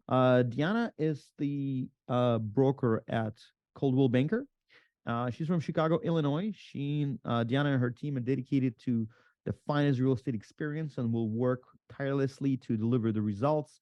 She brings a proven track record of successful transactions and many happy clients. Marketing has been an integral part of Diana's success, from 3D virtual tours to multi-channel social media strategy. Diana's team knows how to differentiate your home from competition and bring it to spotlight. She also offers tips to thousands of real estate agents on how to win is in the social media space, and you should follow her on Instagram, Diana Matichin. Hi, Pavel. How are you? Good. How you doing, dear? Nice seeing you. Great to see you. Thank you. Thank you for having me. Likewise. So we brought you here to talk about building customer relationship through social media marketing. So I know you got a big following on Instagram, all organic, all done through, all very nicely created, great video, engaging content. So how do you do that? How do you actually build your Instagram following? Let's talk about that. That's a great question. I think first of all, it started with a commitment that I'm not going to just to do Instagram because I have to and because everybody else says that I have to. I will make Instagram my lead source because I know that there is attention there. You're actually getting leads from Instagram, right? Oh, 100%. I've closed over 100,000 in GCI last year, and we're going to surpass that this year just from Instagram, people that I've never met.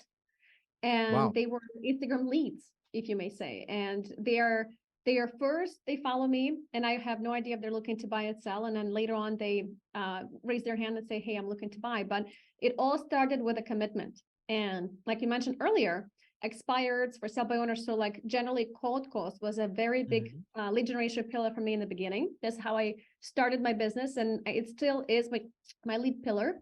Cold calling is great, but I can only reach a certain amount of people per hour. So this is very linear growth. Like I cannot exponentially grow myself through cold calling. And what other better way to get your brand and your videos and your information exposed with social media? I mean, you can get 1,000 views just within an hour or a day And it's impossible for me to do personally if I was going to call 1,000 people within a day or an hour. So I thought it would be a great vehicle for me to get new clients from. That's a good thing.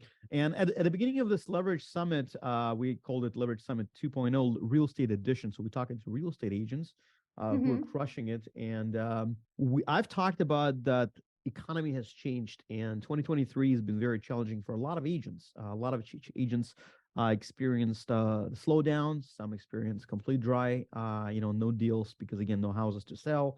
Because a lot of people are stuck in their 2-3% mortgages. They don't want to move into the 7-8% mortgage, obviously. So a lot of agents, struggling. A lot of agents, and some agents that I've talked to, actually doing very, very well.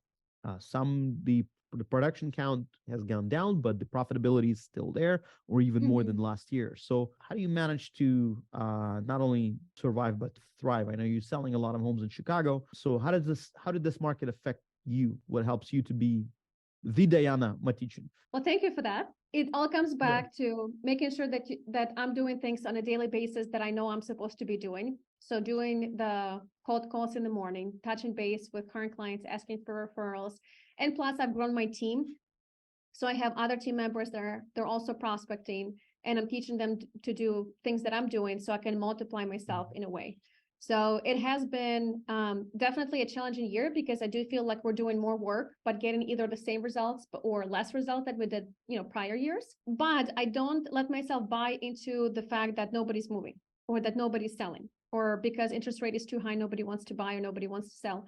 I know there are people out there that have situations and situations that they need to move, they need to sell, and I just have to get in front of them. So my game every single day is who's looking to sell, who can I get in front of that would be my next listing prospect. Yeah, a lot of it comes from the mindset, I think, right? That's basically if you got into your head, okay, interest rates suck right now, people don't want to move. Obviously, you're going to be down, but if you actually see, okay, somebody's got to be moving anyway. So, and I have to be in front of those people who are moving, right? Well, and it's so true, because another agent reached out to me in my market and said that they haven't sold the house for a whole year. And I asked them, why, what's the reason? And she said that the prices are too high. Basically, she's thinking in her own head that the prices are too high, and she's talking her clients out of buying homes because she thinks the price is too high. And they are too high if you compare them back to 2019, but they are definitely not too high if you compare them to what's going on in the market right now and what people have to deal with if they need a house. So it definitely all starts with your mindset. You have to believe. They're going to be higher in 5 years down the road too.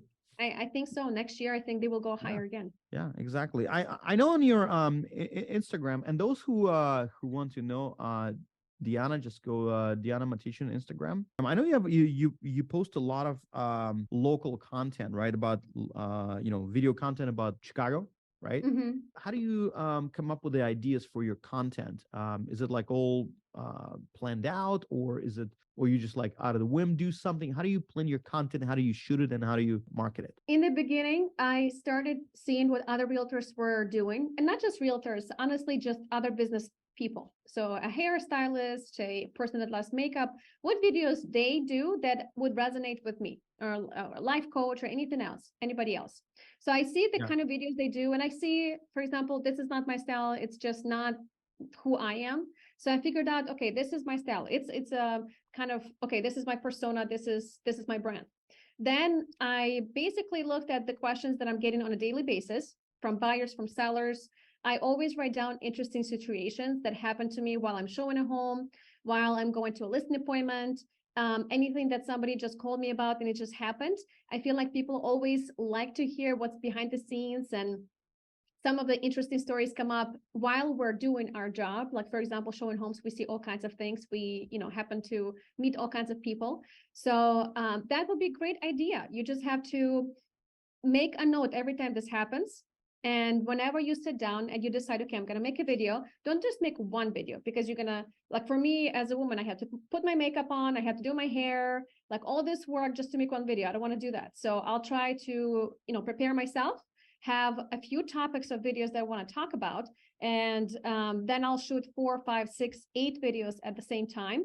One of them could be just like meh, and I'm just not gonna post it at all because that was just me beginning to shoot, and I was not really in the mood. And until I got myself in the mood, like that one was just like a draft.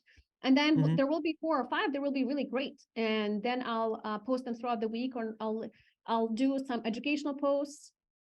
Then I'll do something with music that would match a specific situation. I used a wig, which was a great I pattern saw that one. That was interrupter. pretty cool. That was funny. A blonde I wig, saw yeah. that one. That was my Ukrainian client. I'm Ukrainian, so it was really fun to play along with my Ukrainian client who had an accent and a blonde wig. So that was really great. And it got old after a while, so I stopped that and I started doing something else. My recent video was about me showing a home, and when I came in, I usually say hello, and then I hear back hello, and I see the sellers just left the house. So like I'm freaking out. And then it turned out to be a parrot that could talk. And when I talked about the story, exactly, this is like first time in my career. But when I talked about the story, people so resonated because it was so interesting. And granted, it's a talking parrot. We don't see that every day, but there are other situations that we see on a daily basis. So you don't have to like overthink and think that you have to have all the knowledge in the land. Deanna, we got some questions from the audience here. Do you have any creative and innovative techniques for grabbing the interest of potential leads on Instagram, especially when you're in a really competitive niche? Well, I guess you pretty much answered that a little bit here, but maybe you could explore a little bit more on that. Having your twist on things makes a big difference, because even though your market could be really competitive, I had that thing myself, like, oh my gosh, there's like these big agents in my office or in my marketplace. How can I compete with that? Well, the reality is not everybody likes those agents. So there is the right client specifically for you. You just have to get out there and show your personality the way you are. And it's not about having like some strategies or some secrets that really gonna hook someone. It's just showing up, being yourself. Don't talk for too long, because people's attention span is about 20 seconds. So I've learned that real quick. So no real strategies, but in the first 3 seconds, you want to say something that will hook person in to listen to for 7 more seconds. Grab their attention. Yeah, exactly. Yeah. With the rise of social media, and it's becoming mandatory in almost any industry to keep up, did you have to do any significant adjustment to your approach? I know you said cold calling is still your main pillar, but have you noticed putting it more time in the digital aspect of your marketing? If so, how can you share some specific examples? 100%. It's now on my Thursday and Friday that I shoot content. And prospecting is like first time of the day, like the first hour of the day, and the rest of the day is like going on appointments and handling, fires and stuff like that. But on a Thursday and a Friday, I have my content days. So on Thursdays, I do social media content, so all of the vertical stuff. And every other Friday, I meet with videographer and we shoot YouTube videos. So I have noticed that change, like those days typically are pretty slow for me. So instead of going and getting my nails done or something like that, I'm just shooting videos. And then I have a library of videos that I haven't used. So if I'm going on vacation, my videos are being posted all the time. So I'm never stopping, because I want to be in front of my prospects all the time. And because you're being consistent, Instagram rewards you with more attention and you get more followers that way. And that's how you grow your business. And that's what I definitely had to do. And the other thing that I do on a daily basis is engage with my followers, because it's not really about being interesting as about being interested. If you're not going to be following what's going on in people's lives and not commenting on their stuff, they're going to stop seeing your stuff. And you'll be thinking, okay, what am I doing wrong? Why is nobody commenting on my videos? It's because you haven't engaged with them. So on a daily basis, I do that. I know you have a team. You also have assistants who help you run your production, your business, basically, right? So how do you manage to do that? How important is to have an assistant in your life, in your business, to help you run things smoothly? I cannot live without an assistant. It's just you're a mother of 2, I know. Yeah, so I am a mom of twins. Yes, 6-year-old twins plus team members. Well, I couldn't get team members unless I had an assistant. So I think around 10 transactions, I decided I'm going to hire an assistant. Everybody kept talking about that once you hire an assistant, it's going to cost you money, but you're going to make so much more money back. Obviously not in the first week, but within a few weeks, you'll notice that you have so much more free time. And what are you going to do with that time? Is you're going to prospect. And that's how you can get much more money. So assistant, marketing assistant, anyone that can take some jobs out of you that you, first of all, don't like doing anyway. And second of all, they don't really bring you any business. Your business doesn't grow because you do these things. You just have to do them because that's a part of the business. Yeah, and assistants basically helping you to, to run your business smoothly and productively, but they're not your rainmaker. You are your rainmaker. You are the one who's bringing the client. You are the one 100%. who's working the client. But again, everything in the back, like for example, editing the video for your Instagram, for your TikTok, editing the video, posting it, promoting it. All of that can be done obviously by your assistant. People message me all the time on my videos.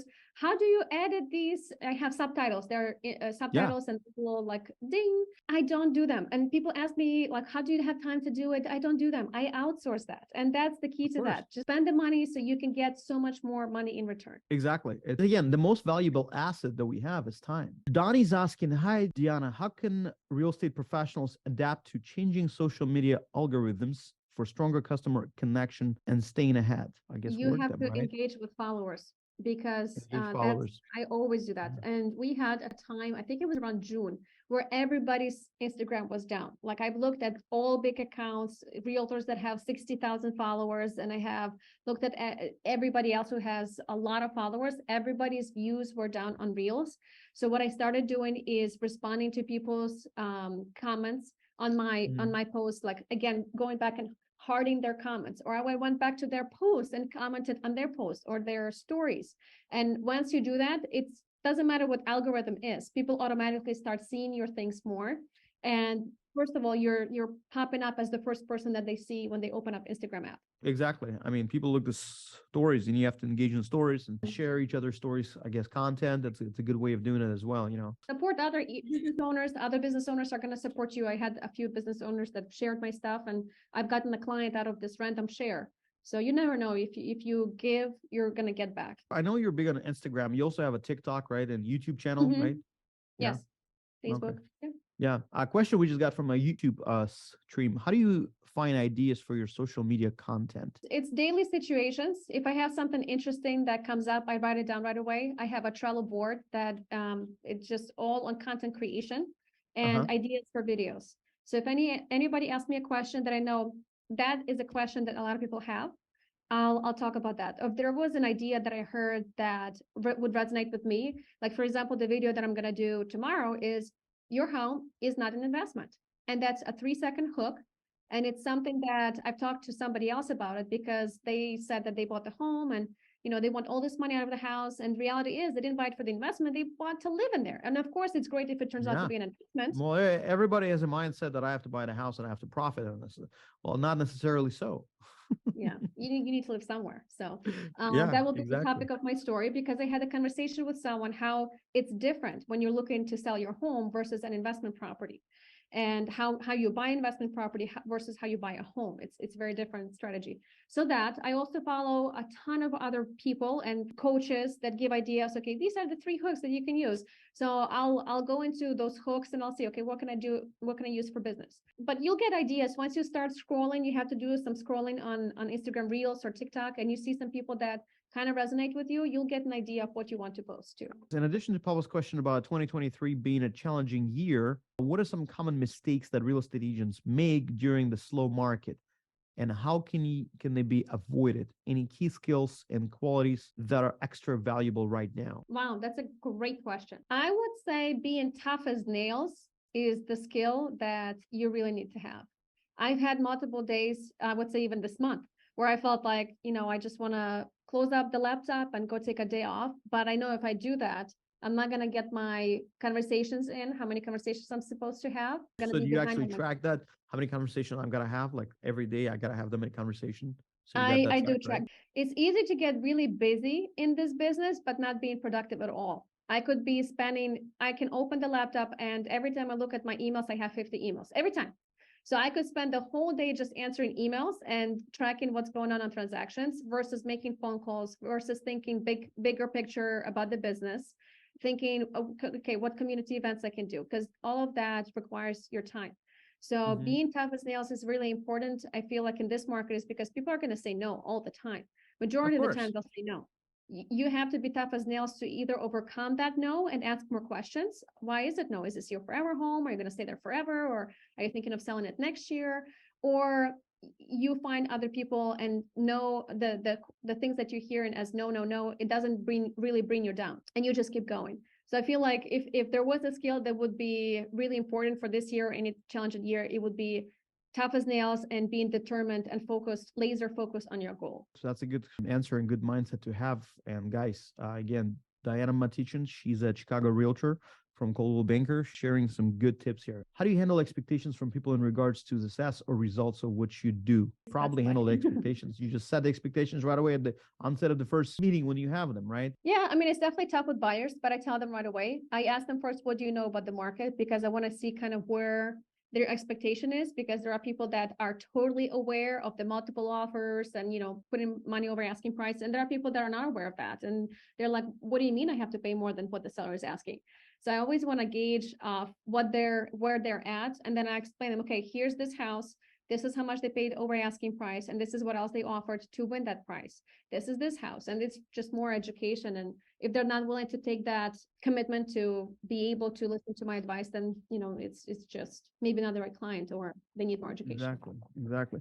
Well, Diana, you've been very helpful. And again, I enjoy following your content, and everybody should sign up. And so follow her, guys. And Diana, thank you very much for showing up, and thank you for sharing your ideas, your energy. You have an amazing energy. I love it about you. And wishing you all the best. All right. I appreciate it. Thank you, Tom. All right, guys. So we are continuing Leverage Summit 2.0 Real Estate Edition. So Eric Simon from Broke Agent BAM, Broke Agent Media. And I know they started out as a meme page. I used to follow that stuff pretty good. It's very funny.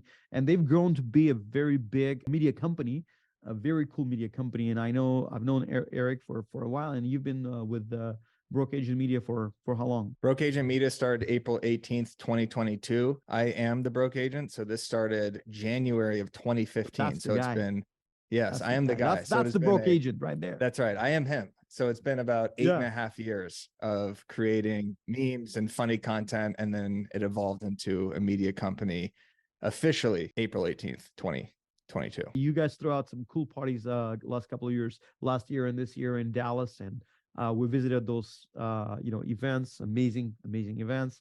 And I know you've been working with Byron also. Why don't you tell us what Broke Agent is? And I know it was more of like a meme page at first, but give us a story of BAM. Sure. Yeah, it happened all very naturally. So 2014, I got my real estate license, was a struggling agent, hated every aspect of the industry, hated cold calling, door knocking, did it to zero success whatsoever. And I needed a place of solace. I needed a platform to basically let loose all of the anxieties and funny content that was happening to me. Every interaction I had, I was awkward and uncomfortable and just didn't really enjoy the real estate sales space. So started the Broke Agent on Instagram, Facebook, and Twitter.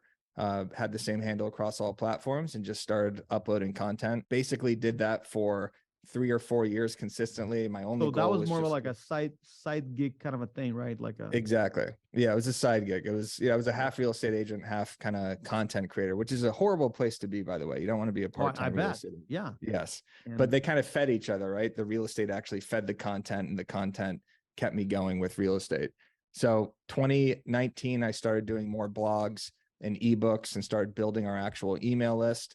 And then I started something called the Broke News Network, which is like an SNL style funny real estate show that was real estate news, marketing tips. And it was with this guy, Ben Fisher, out in Long Beach. And it was an 8 to 15 minute show on Instagram TV. And then we had this guy, Matt Leonetti. I don't know if you guys are familiar with Matt Leonetti, hilarious agent from Toronto. Wow. And he would call into the show, and he was kind of like our Canadian reporter.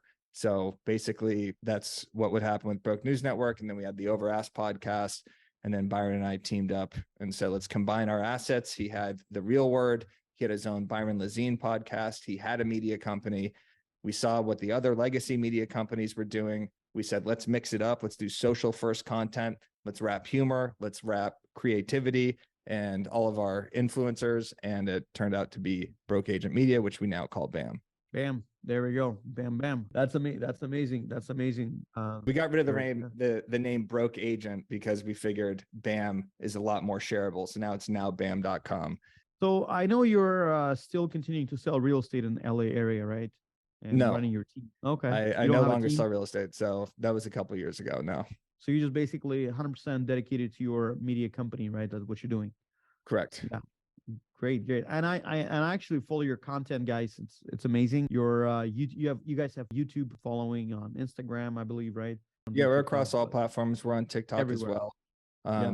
We have a large YouTube channel, almost 17,000 or just over 17,000 subscribers. We have multiple shows, and we're a podcast network as well. So we're on every platform. Yeah. And I know a lot of real estate agents actually tune in every day to your YouTubes.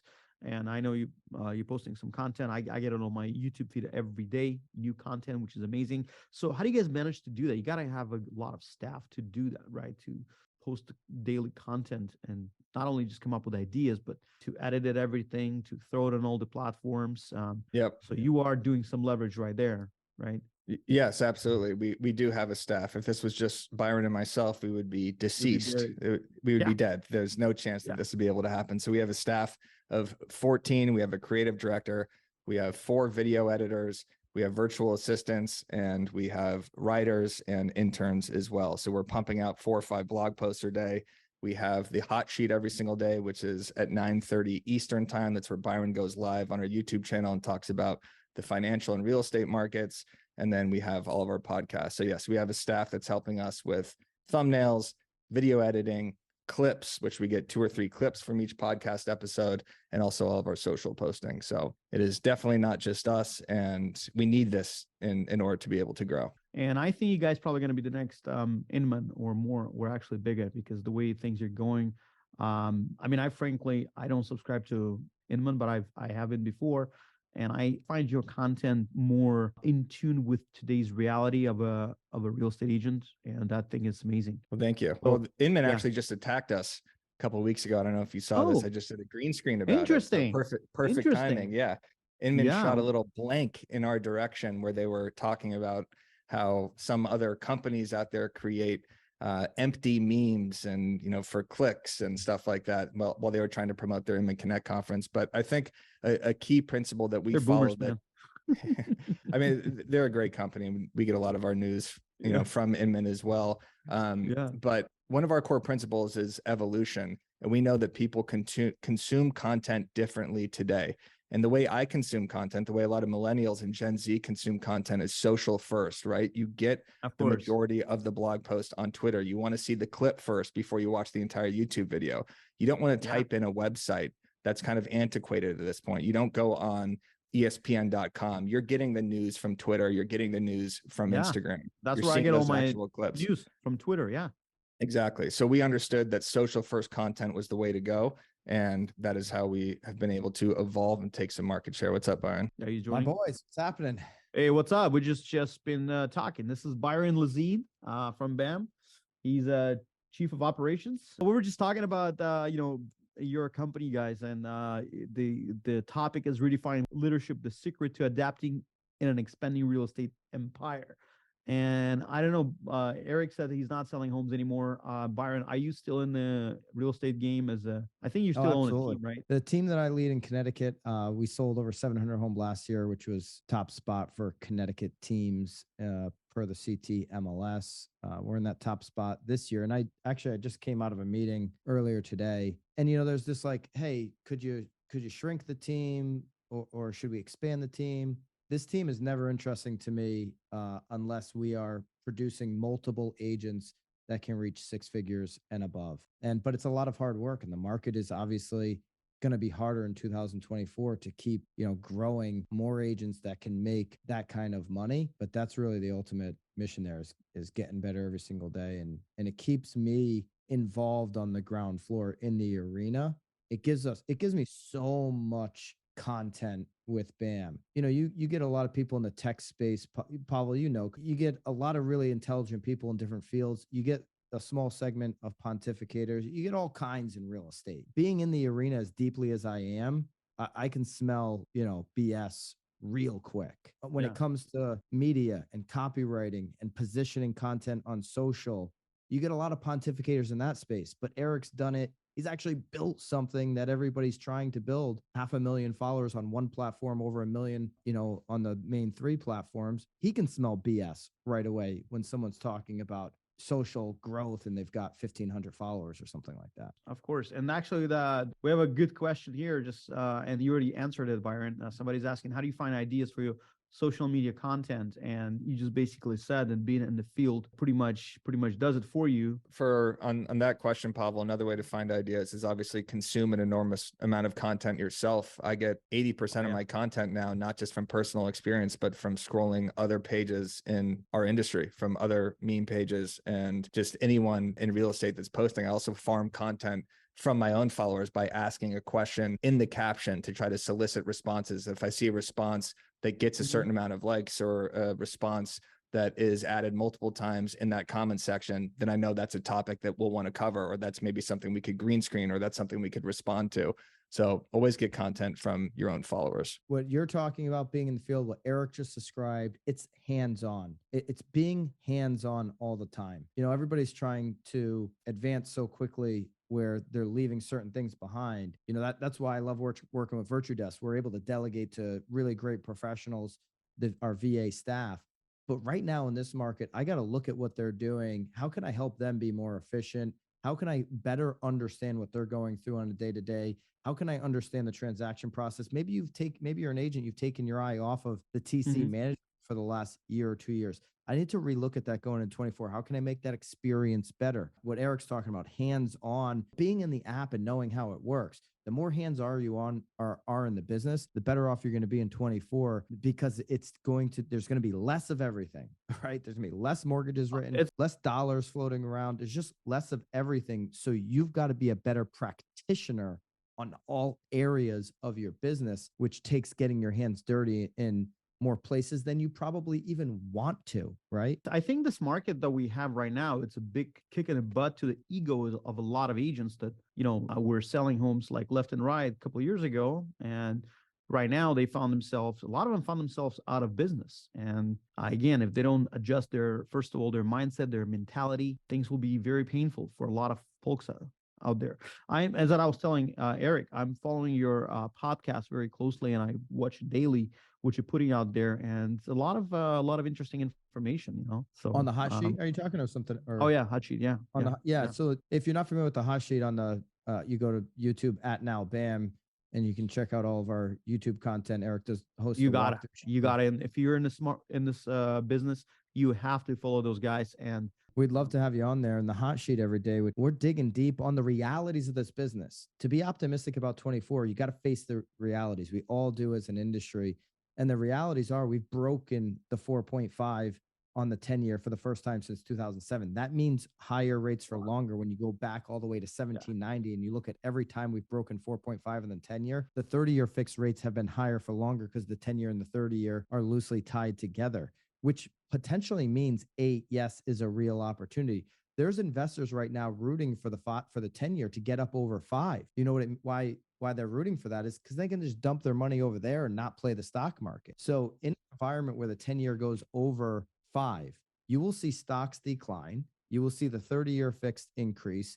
You'll see a potential for maybe a harder landing than we all want, and because people are going to be sucking more cash out of the economy because we have too much cash was printed out. That's right. They'll be sucking it out, and they'll be putting it over there because it's a guarantee basically for 10 years. So these are all things that when we're looking at them closely, understanding how to articulate. You're not getting into the high end in your market without articulating that to a seller who reads the Wall Street Journal, by the way. And then you know how I need to position myself. I need to go wider in 24. I need to help more people. These are the things that are going to be really helpful for agents. And that's what we're talking about on the hot sheet. We're not being negative or anything. We're being optimistically realistic. You're just basically showing the real picture, the real numbers. And then how can we take this and apply it and use it to be one of those agents that ends up winning in this market? We got some questions from the audience here, guys. How do you differentiate your approach and strategy on different social media platforms? We'll just take Instagram, for example. Instagram, we are trying to drive people off of the Instagram platform. We are trying to get conversions on Instagram to the platforms that actually convert for us to get more website views. So our whole strategy on Instagram is to give clips that get more engagement and followers and everything to actually drive them to our YouTube channel so they could actually watch our long form podcast. Our whole goal is also to get them into our email list. So that's a lot of our strategy with Instagram. In terms of how we position the copy with YouTube, If we're posting the same click to YouTube that we're posting to YouTube Shorts, the copy and that title is going to be completely different. For YouTube Shorts, it's going to be something that has to capture your attention on that Shorts feed, right? It has to be a kind of clickbaity, FOMO-inducing title. On Instagram, the goal with the caption is to get more engagement by asking a question and like pointing down into the actual copy itself. So that's how we position it differently. And then Twitter, we're basically just publishing our blog posts, but I use Twitter to get more ideas for content by searching hashtag real estate, hashtag your specific market, and then finding things on Twitter. You're not really going to gain, leads or too many followers on Twitter. It's really just a source for actual content. Another question from MJ Mercer. Podcast is such a powerful tool nowadays, given that people love listening to that while keeping themselves busy, but there's also a lot of factors to consider to make sure that your audience is going to stay throughout this episode. What kind of strategies do you recommend to keep people engaged and looking forward to your future content? I've always gone with the 3-topic podcast, so you've got 3 topics, but if you're finding people, drop off and not stay engaged, length of watch time, then drop down to 2 topics or drop down to 1 topic. We actually did that with the Real Word. We were doing 3 topics. We're like, hey, let's just go deeper on 1 topic for a 12 to 20 minute pod instead of 3 topics at 30 minutes. And so these are just segments, okay? But you want to think of it as a simple format as just like opening, get right into the segment at hand, and then close it. The walkthrough what Eric does on Thursdays is a 4 topic sometimes, or a 5 topic, or a 3 topic segment, depending on the show. But I want to rethink the way I'm positioning my podcast content as a real estate agent in my community. I'm not necessarily worried about the views on the pod. I'm doing the pod so that I can have clips on Instagram, so that I can have repurpose the content. Yeah, on my WordPress once a week, so that I can have a great email. But I've got to have the main pillar piece of content every single week. So I would rethink the way nobody here, myself included, who I've probably done more podcasts than anybody in the industry when you add them all up. Well, I bet. Nobody here is going to become a Joe Rogan, right? So stop thinking about it from an influencer standpoint and think about how can I make my content branding distribution into my market easier for me.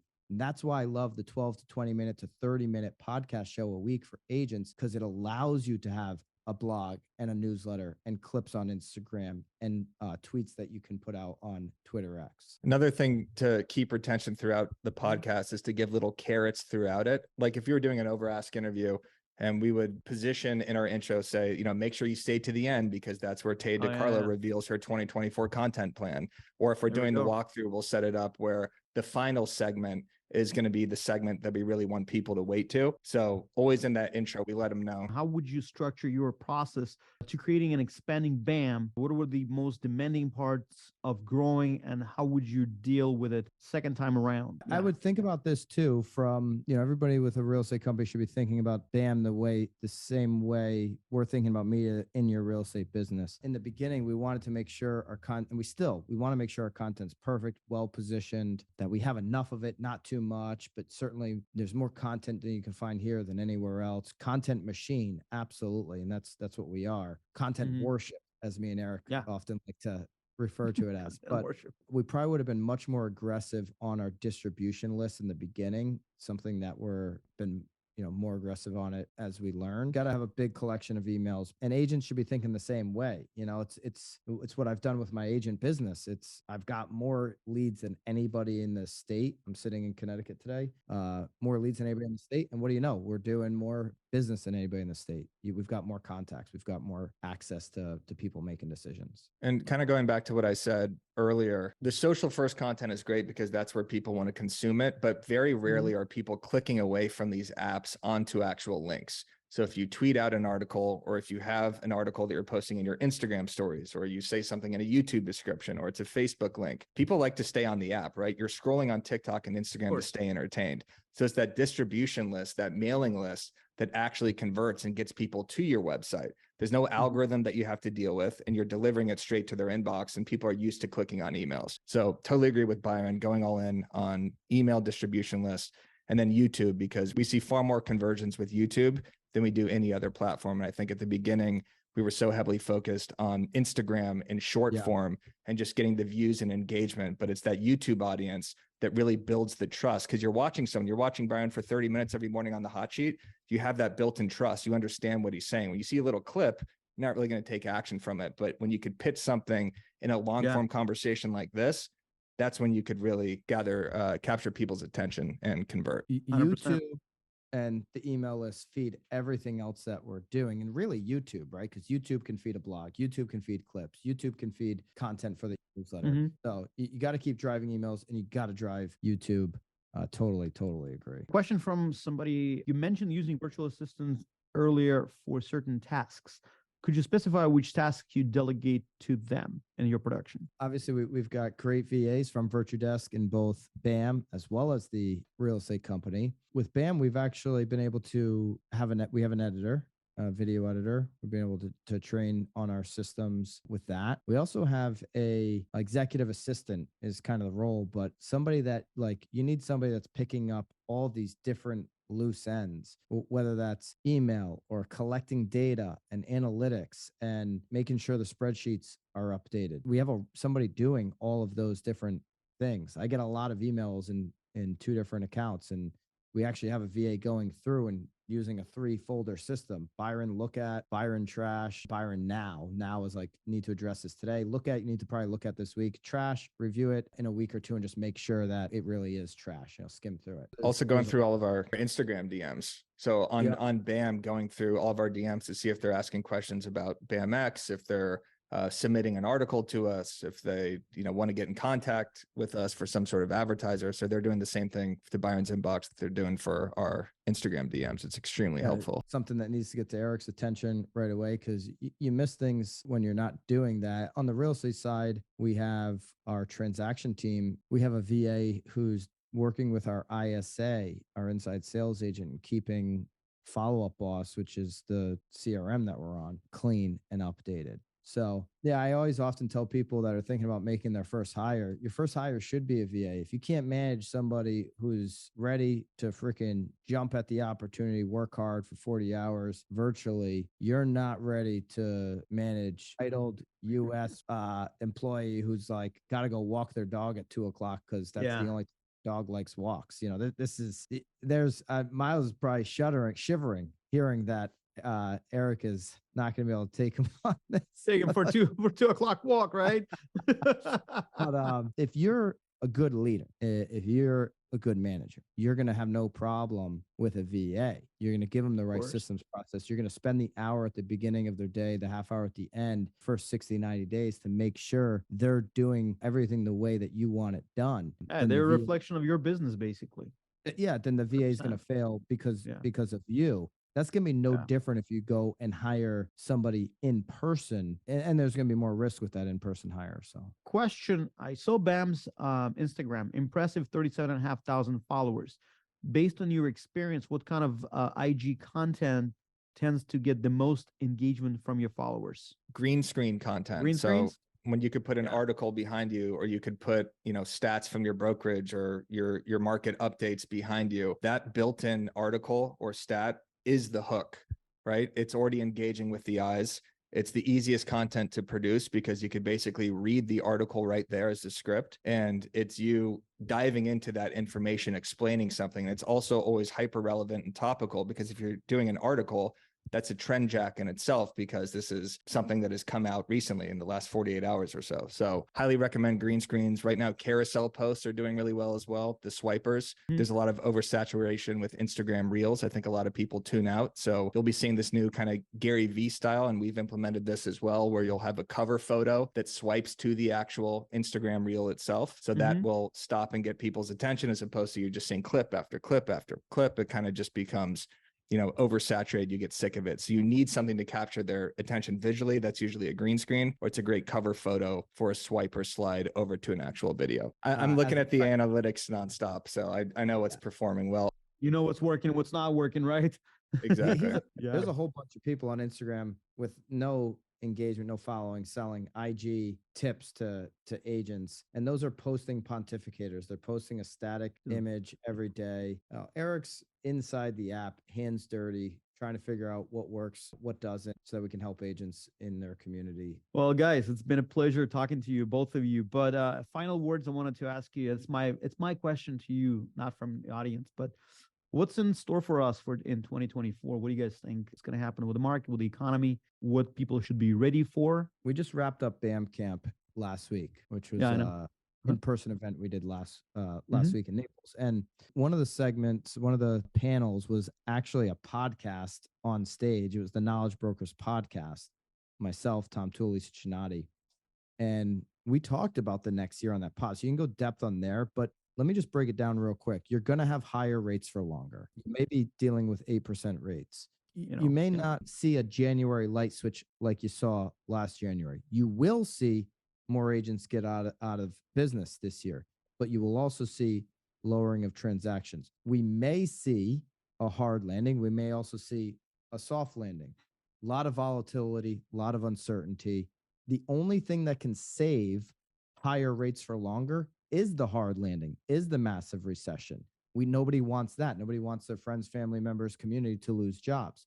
So just deal with best case scenario is higher rates for longer. Also with that, you said election year, anybody that's been through election year cycles, like presidential election year cycles, you will see a 60-day period before the election where the market really slows down and people in that wait and see mode. Is my guy or your guy going to get in? You're going to have 24 will be a hard year. Now, 23, everybody thinks is a hard year. It was the fourth best opportunity to make money for agents. I think we're going to have a top 10 out of the last 20 years opportunity to make money based off of where the prices are, because commissions are based off of price points.